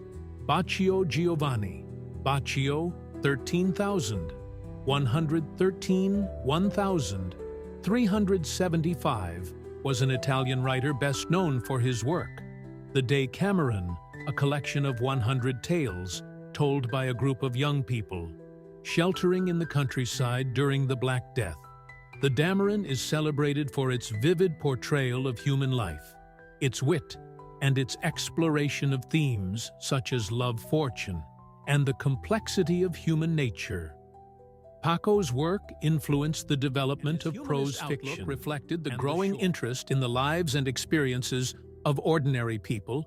Niccolò Mavelli, 1469–1527, was a Florentine diplomat and political philosopher whose work, The Prince, is one of the most famous and controversial texts of the Renaissance. In The Prince, Machiavelli provides a pragmatic guide to political leadership, arguing that rulers must be willing to use deceit, manipulation, and ruthless tactics to maintain power and stability. Machiavelli's ideas challenge the traditional moral and ethical norms of political theory and have been interpreted in various ways. Over the centuries, The Prince remains a foundational text in political philosophy, influencing thinkers from the Renaissance to the modern era. The Renaissance was also a period of remarkable scientific inquiry and discovery, often referred to as the Scientific Renaissance. This era saw the beginning of the scientific revolution, which would later lead to major advancements in understanding the natural world. Cernus and heliocentrism. Nicholas Cernus, 1473–1543, was a Polish astronomer who proposed the heliocentric model of the solar system, challenging the long-held belief that the Earth was the center of the universe. In his work De Revolutionibus Aureum Collegium, on the revolutions of the celestial spheres, Cernus argued that the Earth and other planets revolved around the Sun. This revolutionary idea laid the groundwork for modern astronomy and marked a significant shift away from the geocentric models of the universe that had dominated for centuries. Galileo, 1564–1642, was an Italian physicist, mathematician, and astronomer who built on Cernus' work and made significant contributions to the development of the scientific method. Galileo's improvements to the telescope allowed him to make groundbreaking observations, including the discovery of the moons of Jupiter, the phases of Venus in the detailed study of the lunar surface. His support for the heliocentric model brought him into conflict with the Catholic Church, leading to his trial and house arrest. Despite this, Galileo's work laid the foundation for modern physics and astronomy, and he is often regarded as the father of modern science. Leonardo da Vinci's scientific studies. In addition to his artistic achievements, Leonardo da Vinci made significant contributions to the study of anatomy, engineering, and natural phenomena. His notebooks are filled with detailed sketches and observations on topics ranging from human anatomy to the flight of birds. Leonardo's approach to science was highly empirical, relying on careful observation and experimentation. Although many of his ideas were not fully developed during his lifetime, his work anticipated later developments in biology, physics, and engineering, medicine, and anatomy. The Renaissance also saw significant advancements in the field of medicine in the study of human anatomy. Andreas Vallius, 1514–1564, a Flemish anatomist, published De Ani Porus Fabrica, on the fabric of the human body, a groundbreaking work that provided detailed and accurate descriptions of the human body based on dissections. Vallius' work challenged the traditional medical teachings of Galen, which had dominated for centuries, and laid the foundation for modern anatomy. The ideas and innovations of the Renaissance were not confined to Italy, but spread throughout Europe, influencing art, literature, science, and politics in countries such as France, England, Spain, and the Netherlands. The printing press, one of the most important developments that facilitated the spread of Renaissance ideas, was the invention of the printing press by Johannes Gutenberg in the mid-15th century. The printing press revolutionized the production of books, making them more affordable and accessible to a wider audience. It allowed for the rapid dissemination of new ideas, including humanist literature, scientific treatises, and religious texts. The spread of printed material contributed to the intellectual and cultural flourishing of the Renaissance, and played a crucial role in the Reformation and the rise of literacy. Renaissance in Northern Europe. The Renaissance spread to Northern Europe in the late 15th and early 16th centuries, where it took on its own distinct characteristics. In the Netherlands, artists like Jan van Eyck and Peter Blee, the Elder, developed a style of painting that combined meticulous detail with a focus on everyday life and landscapes. In England, the Renaissance found expression in the works of William Shakespeare, whose plays explored the complexities of human nature, politics, and society. The Northern Renaissance also saw the rise of Christian humanism, with figures like Erasmus of Rotterdam promoting the reform of the Church through a return to the teachings of Christ in the study of classical texts. The Renaissance in France and Spain.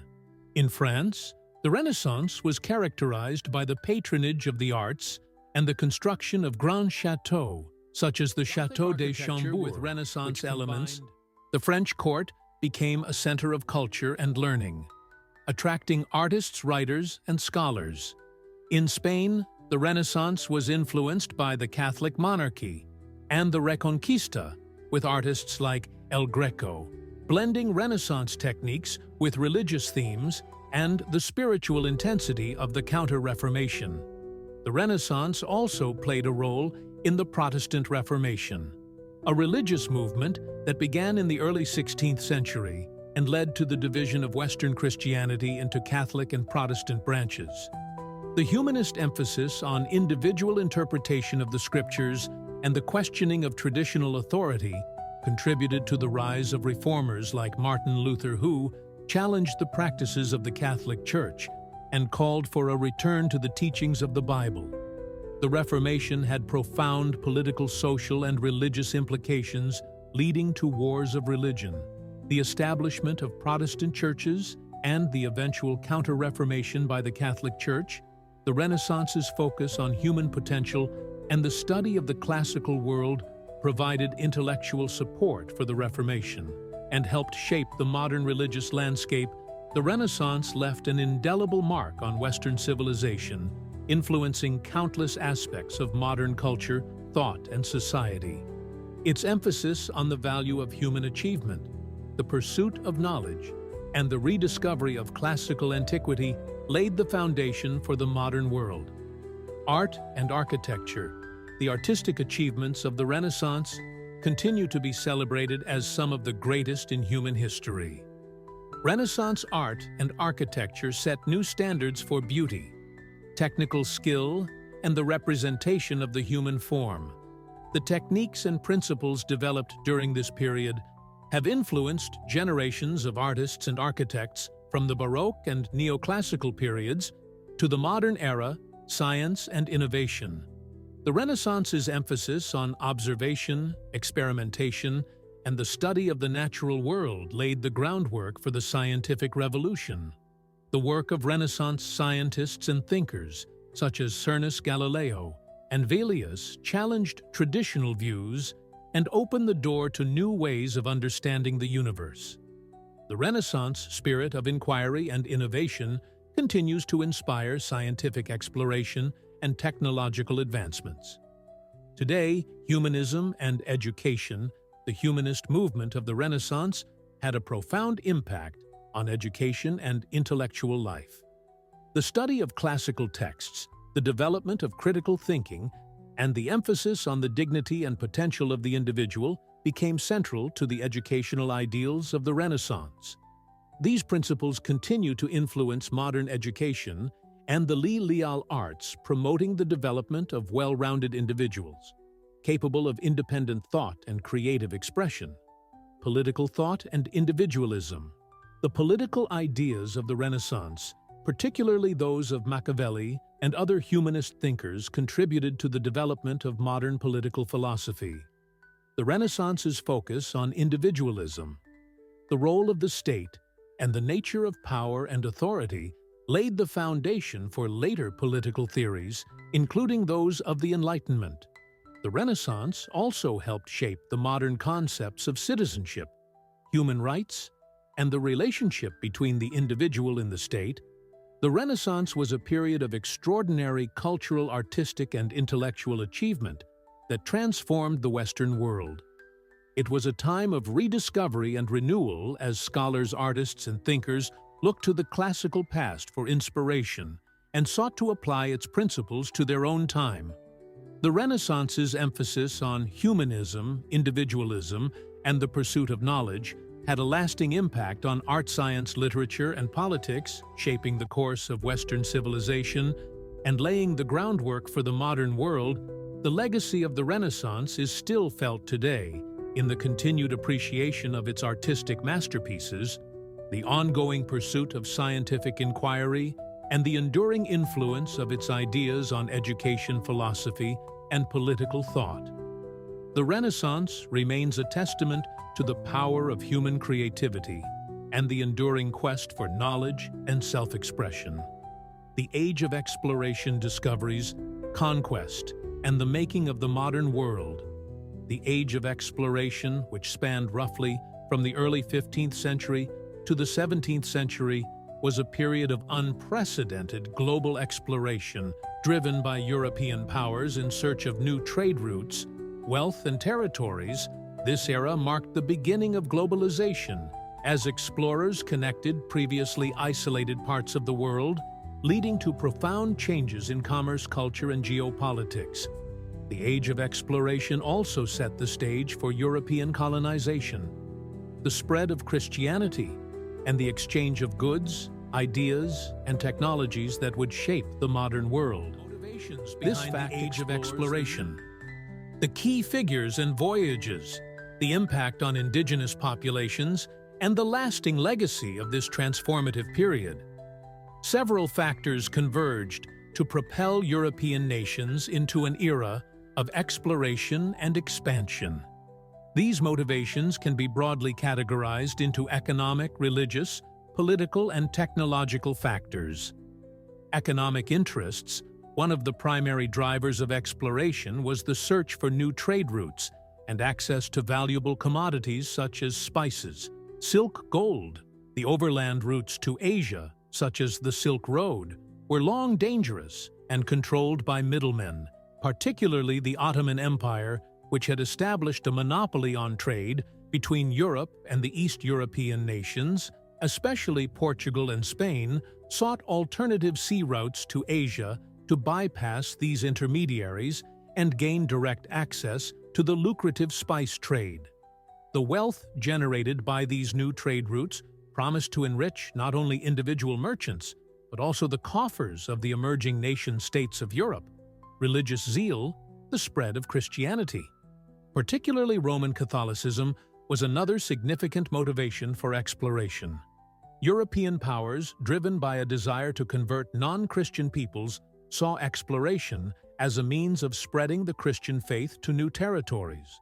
The Reconquista in Spain, which culminated in the expulsion of Muslim rulers from the Iberian Peninsula in 1492, further fueled a missionary zeal that extended beyond Europe. This religious drive was often coupled with the desire to counter the spread of Islam, which had dominated much of the eastern Mediterranean in North Africa. Political ambition, the emergence of strong centralized monarchies in countries like Spain, Portugal, England, and France, provided the political and financial backing necessary for long-distance exploration. These monarchs sought to expand their influence, power, and prestige by acquiring new territories and establishing overseas colonies. Exploration and conquest became a means of demonstrating national power in competing with rival nations for global dominance. The competition among European powers also spurred technological and navigational advancements, as each sought to outdo the others in discovery and colonization. Technological advancements. The Age of Exploration was made possible by significant advancements in maritime technology and navigation. The development of the caravel, a small, highly maneuverable sailing ship with a lateen sail, allowed explorers to sail further and more efficiently. The invention of the astrolabe and the magnetic compass improved navigational accuracy, enabling sailors to determine their position at sea with greater precision. Additionally, the advancement of cartography or map-making allowed explorers to document their voyages and chart new territories. These technological innovations were crucial in overcoming the challenges of long-distance sea travel and opened up the possibility of reaching distant lands. The Age of Exploration is marked by the achievements of several key explorers who embarked on voyages that would change the course of history. Their journeys not only expanded the geographical knowledge of the time, but also paved the way for European colonization and the establishment of global trade networks. Prince Henry, the Navigator. Prince Henry of Portugal, known as the Navigator, played a crucial role in the early stages of the Age of Exploration, although he never sailed on the expeditions himself. Prince Henry sponsored numerous voyages along the west coast of Africa. In the early 15th century, his support for exploration led to the discovery of new sea routes. the establishment of Portuguese trading posts and the beginning of the Atlantic slave trade. Prince Henry's efforts laid the groundwork for the later achievements of Portuguese explorers such as Bolo Diaz and Vasco da Gama Btuod in Vasco da Gama in 1488. Barão Dias became the first European to sail around the southern tip of Africa, known as the Cape of Good Hope. Proving that a sea route to the Indian Ocean was possible, this achievement was a major milestone in the search for a direct route to Asia. A decade later, in 1498, Vasco da Gama successfully sailed from Portugal to India, opening up a sea route that would become vital for the spice trade. Dam voyage established Portuguese dominance in the Indian Ocean and marked the beginning of European colonial expansion in Asia. Christopher Columbus, perhaps the most famous explorer of the Age of Exploration. Christopher Columbus, an Italian navigator, sponsored by the Spanish monarchy, set sail in 1492 in search of a westward route to Asia. Instead, Columbus reached the Caribbean islands, believing he had found a new route to the East Indies. His voyages led to the discovery of the Americas by Europeans. Although the lands he encountered had been inhabited by indigenous peoples for thousands of years, Columbus's expeditions opened the door to European exploration and colonization of the New World, a series of events that would profoundly reshape the world. Ferdinand Mellon. Ferdinand Mellon, a Portuguese explorer sailing under the Spanish flag, led the first expedition to circumnavigate the globe. In 1519, Mellon set out with 5 ships to find a westward route to the Spice Islands, modern-day Indonesia, although Mellon himself was killed in the Philippines. In 1521, his expedition continued under the command of Juan Sebastian Elcano. In 1522, the remaining ship, the Victoria, returned to Spain, completing the first circumnavigation of the Earth. Magellan's voyage demonstrated the vastness of the world and provided crucial information about global geography, proving that the Earth was indeed round and that the oceans were interconnected. Hernán Cortés and Francisco Pizarro, the Age of Exploration, also witnessed the conquest of powerful indigenous empires. In the Americas, Hernán Cortés, a Spanish conquistador, led an expedition to Mexico in 1519, where he encountered the Aztec Empire through a combination of military force alliances with rival indigenous groups, and the spread of diseases like smallpox CTIs was able to capture the Aztec capital of Tenochtitlan and bring the empire under Spanish control. Similarly, Francisco Pizarro led the conquest of the Inca Empire in South America. In the 1530s, Pizarro's small force, aided by internal divisions within the Inca Empire and the spread of European diseases, captured the Inca capital of Cusco and established Spanish rule over much of the Andes. These conquests marked the beginning of European dominance in the Americas and the exploitation of its vast resources. The Age of Exploration had devastating consequences for the indigenous populations of the Americas. Africa and Asia, the arrival of Europeans, brought with it disease, violence, and the destruction of entire cultures. Disease and demographic collapse. One of the most catastrophic effects of European contact was the introduction of diseases such as smallpox, measles, and influenza to the indigenous populations of the Americas. These diseases, to which the indigenous peoples had no immunity, spread rapidly and decimated entire communities. It is estimated that as much as 90% of the indigenous population in the Americas perished due to disease within a century of contact. The demographic collapse had profound social and cultural impacts, leading to the loss of knowledge traditions and social structures that had developed over millennia. Colonization and enslavement. The European powers quickly moved to colonize the newly discovered land, often with little regard for the rights and sovereignty of the indigenous peoples. The Spanish and Portuguese in particular established vast colonial empires in the Americas, exploiting the land and its people for economic gain. The encomienda system, which granted Spanish colonists the right to demand labor from indigenous people led to widespread exploitation and abuse in Africa. The demand for labor to work in the plantations and mines of the Americas led to the expansion of the transatlantic slave trade, with millions of Africans forcibly transported to the New World, in brutal conditions, cultural destruction and assimilation. The European colonization of the Americas and other parts of the world often involved the suppression of indigenous cultures, languages, and religions. European missionaries, particularly from the Catholic Church, sought to convert indigenous peoples to Christianity, often by force or coercion. Traditional religious practices were outlawed, and indigenous languages were suppressed in favor of European languages. The cultural destruction was immense, as ancient knowledge, art, and traditions were lost or marginalized. The Age of Exploration also led to the Columbian Exchange, a vast and complex exchange of goods, ideas, people, and diseases between the Old World Europe, Africa, and Asia, and the New World, the Americas. This exchange had far-reaching consequences for the development of global societies. Crops in agriculture. The introduction of new crops from the Americas to Europe. Africa and Asia had a significant impact on global agriculture. Crops such as maize, corn, potatoes, tomatoes, and peanuts became staples in the diets of people around the world. The potato in particular had a profound impact on Europe, where it became a key food source and contributed to population growth. Conversely, Old World crops such as wheat, rice, sugarcane, and coffee were introduced to the Americas, transforming the agricultural landscapes of the New World animals and livestock.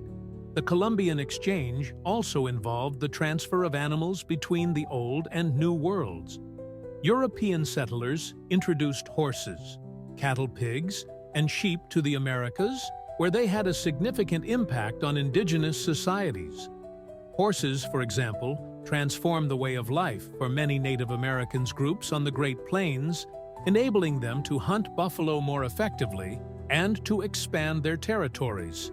Meanwhile, animals such as llamas, alpacas, and guinea pigs became known in the Old World, although they did not have as widespread an impact as European livestock in the Americas. Global trade networks.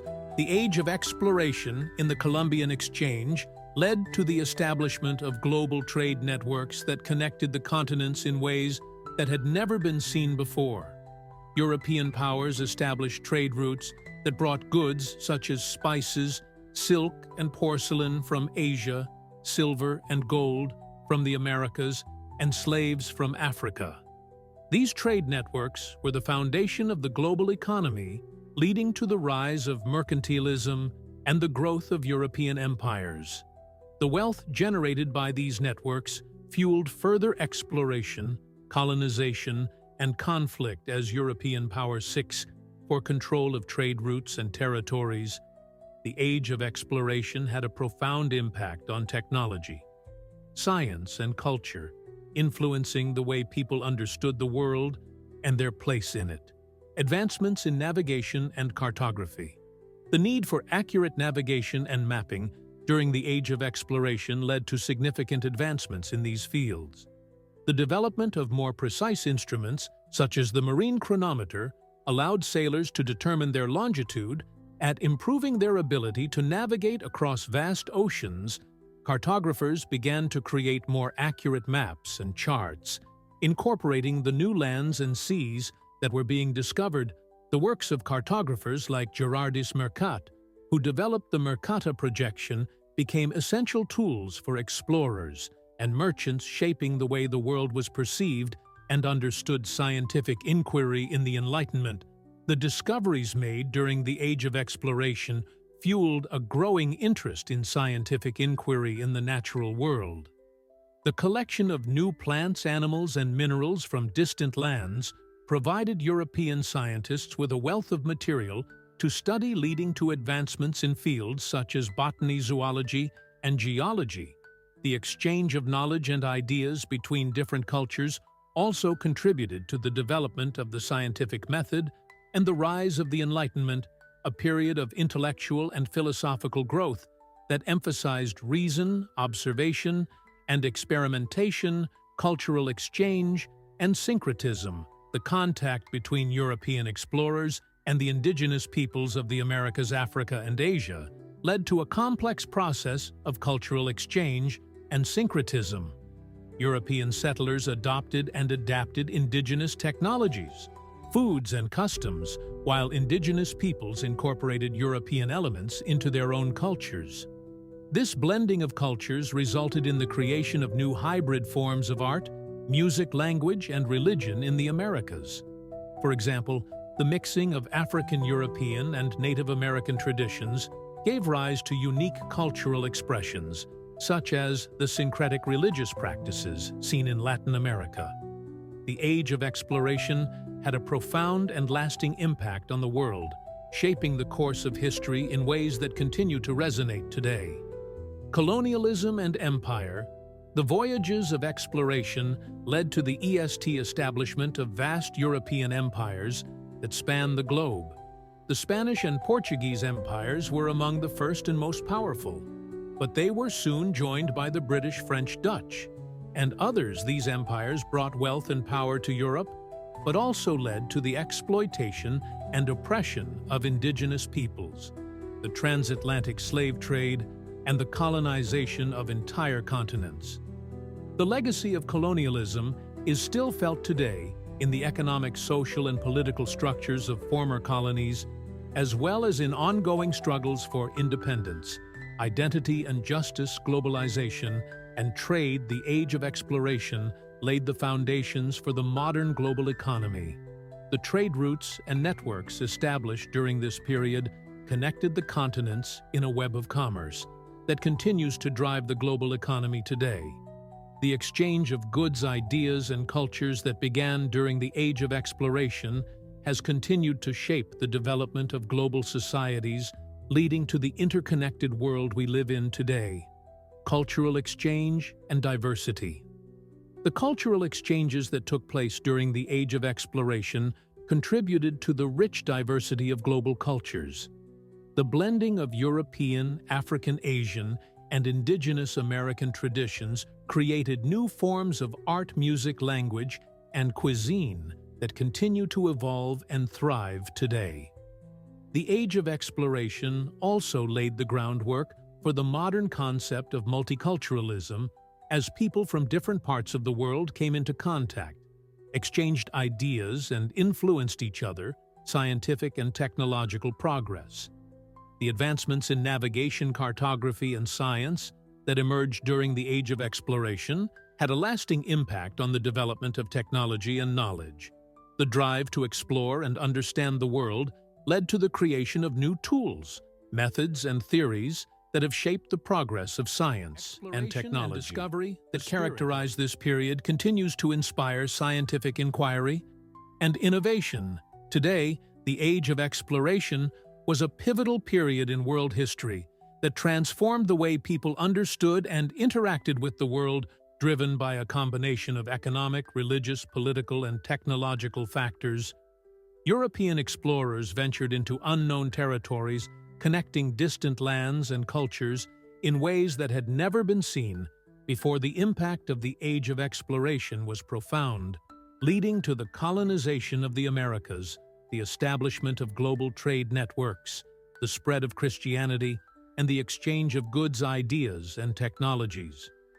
However, it also brought about the destruction of indigenous cultures, the exploitation of peoples and resources, and the beginning of a legacy of colonialism that continues to shape the world today.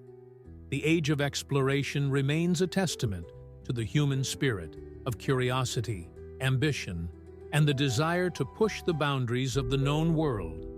It is a period that continues to captivate the imagination as we reflect on the achievements, challenges, and consequences of this era of discovery. The Enlightenment, the Age of Reason, and the foundation of modern thought. The Enlightenment, also known as the Age of Reason, was an intellectual and philosophical movement that dominated Europe during the 17th and 18th centuries. It was characterized by an emphasis on reason, individualism, and skepticism of traditional authority. The ideas and values that emerged during the Enlightenment had a profound impact on politics, science, education, religion, and society. Laying the groundwork for the modern world, this fact explores the origins of the Enlightenment, its key figures and ideas, the impact on various aspects of society, and the lasting legacy of this transformative period.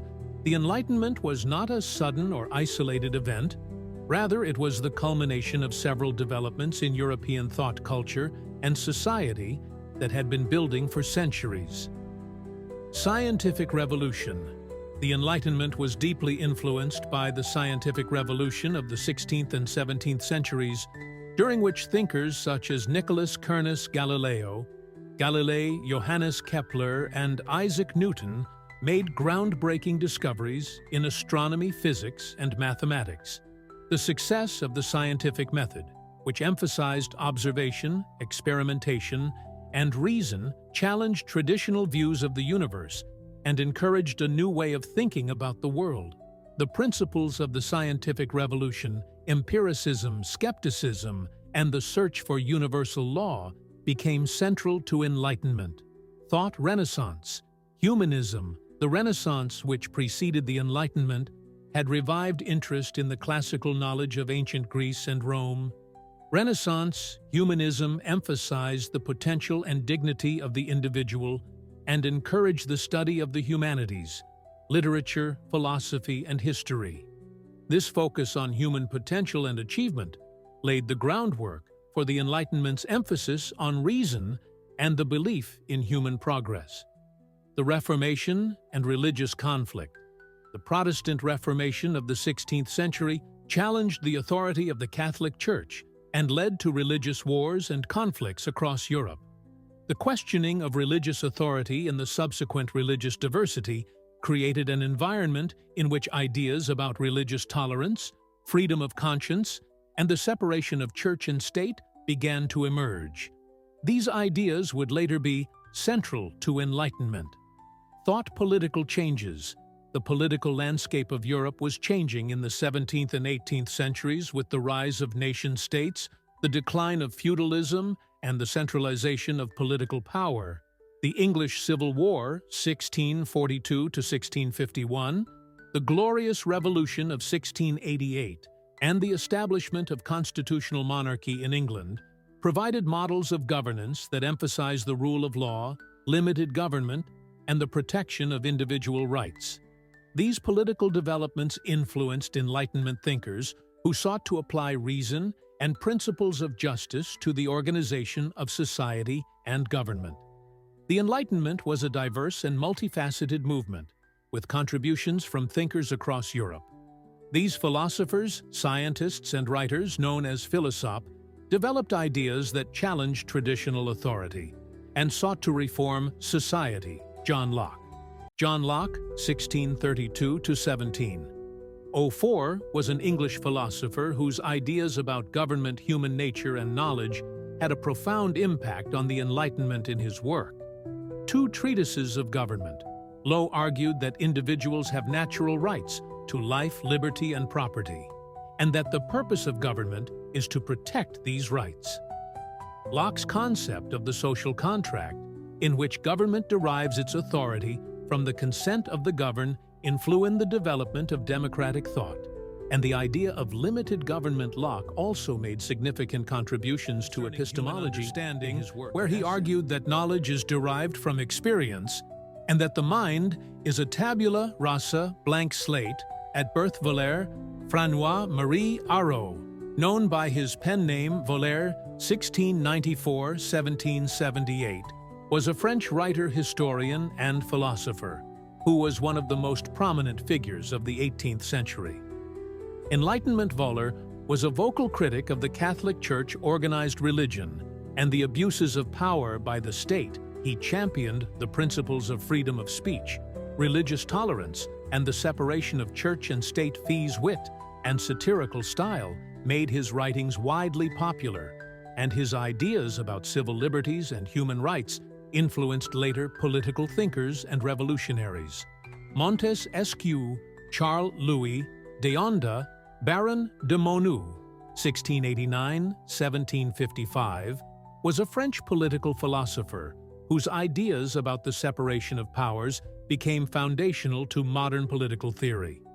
In his work, The Spirit of the Laws, Monnoux argued that the best way to prevent tyranny and protect liberty was to divide government power among different branches, executive, legislative, and judicial. This idea of checks and balances influenced the frame MERS of the United States Constitution and became a key principle of democratic governance.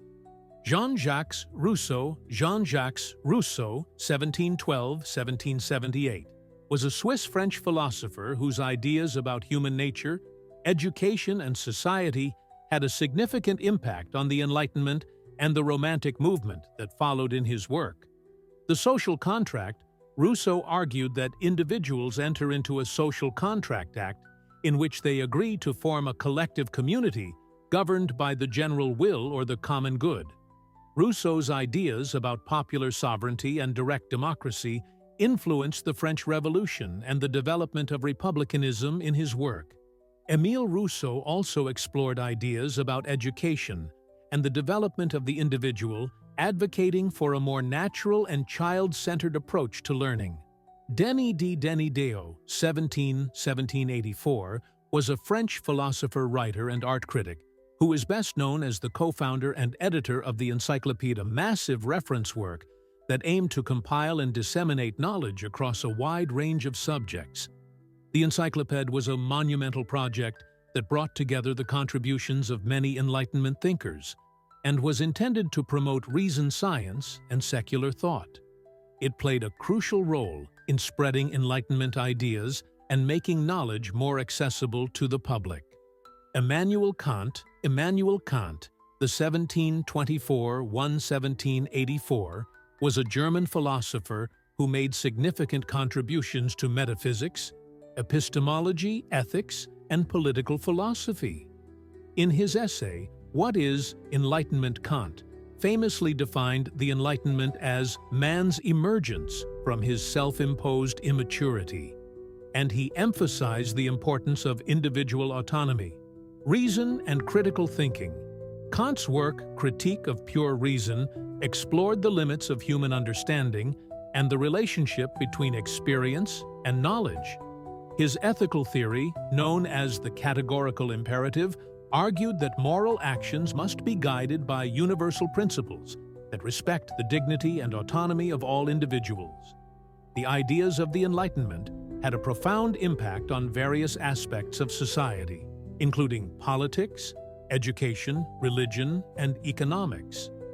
These ideas challenged traditional author and laid the groundwork for significant social and political changes, political revolutions.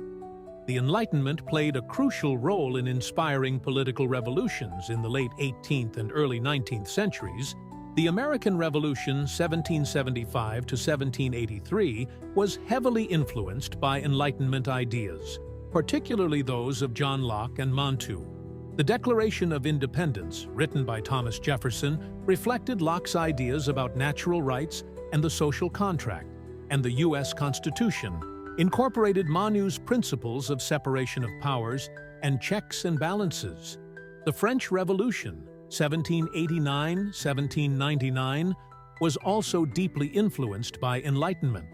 Thought the Declaration of the Rights of Man and of the Citizen, a foundational document of the French Revolution, echoed the Enlightenment's emphasis on liberty, equality, and the rights of individuals. The revolution sought to overthrow the Ancien regime, abolish feudal privileges, and establish a government based on the principles of popular sovereignty and the rule of law. The Enlightenment's impact extended beyond Europe and North America.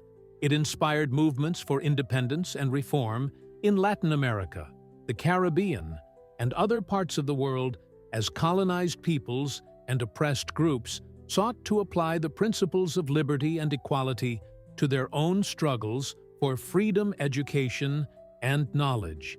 The Enlightenment emphasized the importance of education and the spread of knowledge as essential to human progress. Enlightenment thinkers believed that education should be accessible to all, and that it should be based on reason, science, and critical thinking, rather than religious dogma. The proliferation of books, pamphlets, helped to spread new ideas and foster a more informed and literate public. The establishment of universities and scientific societies during the Enlightenment contributed to the advancement of knowledge, and the professionalization of disciplines such as science, medicine, and law. The focus on empirical observation and experimentation led to significant advancements in fields such as physics, chemistry, biology, and astronomy. The Enlightenment's emphasis on education and knowledge laid the foundation for the modern educational system in the scientific method. Religion and secularism. The Enlightenment challenged traditional religious authority and promoted the idea of religious tolerance and freedom of conscience. Enlightenment thinkers criticized the power and influence of the Catholic Church and other religious institutions, arguing that religion should be a matter of personal belief rather than state control. The separation of church and state, a key principle of Enlightenment thought, became a foundational element of modern secular democracies. The Enlightenment also saw the rise of deism, a belief system that rejected organized religion and dogma in favor of a more rational and naturalistic understanding of the divine. Deists believed in a creator who set the universe in motion but did not intervene in human affairs. This view was influenced by the scientific discoveries of the time and the emphasis on reason and natural law. While the Enlightenment contributed to the decline of religious authority in many parts of Europe, it also led to the development of new religious movements and ideas that sought to reconcile faith with reason. The Enlightenment's impact on religion was complex and multifaceted, contributing to the diversity of religious thought and practice in the modern world. Economics and capitalism. The Enlightenment also influenced economic thought, particularly through the work of thinkers like Adam Smith, the 1723–1790, who is often regarded as the father of modern economics. In his seminal work, The Wealth of Nations, Smith argued for the benefits of free markets, competition, and the division of labor. He introduced the concept of the invisible hand, suggesting that individuals pursuing their own self-interest in a free market would contribute to the overall wealth and prosperity of society. Smith's ideas laid the foundation for classical economics and the development of capitalism, a system that would become the dominant economic model in the Western world. The Enlightenment's emphasis on individualism, property rights, and the pursuit of happiness aligned with the principles of capitalism, leading to the growth of market economies and the expansion of global trade. While the Enlightenment brought about significant advancements in thought and society, it was not without its critiques and limitations, exclusion and inequality. Despite its emphasis on reason, equality, and human rights, the Enlightenment often excluded women, non-Europeans, and marginalized groups from its vision of progress. Many Enlightenment thinkers held views that were racist, sexist, or Eurocentric, and their ideas were often used to justify colonialism, slavery, and the subjugation of indigenous peoples. The Enlightenment's ideals of liberty and equality were not always applied universally, leading to contradictions and tensions that would later be addressed by movements for civil rights, feminism, and decolonization. The limits of reason. Some critics of the Enlightenment argued that its emphasis on reason and rationality overlooked the importance of emotion, intuition, and tradition in human life. The Romantic movement, which emerged in the late 18th and early 19th centuries, was in part a reaction against the Enlightenment's focus on reason. Romantics emphasized the value of imagination, creativity, and the emotional and spiritual aspects of human experience. They critique the Enlightenment's perceived reductionism and its tendency to prioritize logic over other forms of knowledge. The dark side of progress. The Enlightenment's faith in progress and human perfectibility was challenged by the events of the 20th century, particularly the world wars, totalitarian regimes, and the Holocaust. These events raise questions about the potential dangers of scientific and technological advancements. When divorced from ethical considerations, the Enlightenment's legacy has been debated in light of these historical developments, leading some to question whether the pursuit of reason and progress can always lead to positive outcomes. Despite its critiques and limitations, the Enlightenment has had a lasting and profound impact on the modern world. Its ideas and values continue to shape contemporary thought institutions and practices, democracy and human rights. The Enlightenment's emphasis on individual rights, the rule of law, and the separation of powers laid the foundation for modern democratic governance. The principles of liberty, equality, and justice continue to inspire movements for democracy and human rights around the world. The Universal Declaration of Human Rights, adopted by the United Nations in 1948, reflects the Enlightenment's commitment to the inherent dignity and rights of all individuals. Science in education, the scientific method which was developed and refined during the Enlightenment, remains a cornerstone of modern science. The Enlightenment's emphasis on education, critical thinking, and the pursuit of knowledge has influenced the development of educational systems and institutions around the world. The values of inquiry, skepticism, and evidence-based reasoning continue to drive scientific research and innovation. Secularism and religious tolerance. The Enlightenment's promotion of religious tolerance and the separation of church and state has had a lasting impact on the development of secular societies. The principle of freedom of conscience, which was championed by Enlightenment thinkers, is now enshrined in many national constitutions and international human rights treaties. The Enlightenment's legacy of secularism has contributed to the diversity of religious beliefs and practices in the modern world. Individualism and autonomy, the Enlightenment's focus on the individual as a rational and autonomous agent, has influenced contemporary notions of identity, personal freedom, and self. Expression, the idea that individuals have the right to think for themselves, make their own choices, and pursue their own goals, is central to modern conceptions of human rights and personal development. The Enlightenment was a transformative period in history that reshaped the way people thought about the world and their place in it. It challenged traditional authority, promoted reason and critical thinking, and laid the groundwork for many of the political, social, and scientific advancements that define the modern world. The legacy of the Enlightenment is complex and multifaceted, encompassing both the achievements and the limitations of the movement.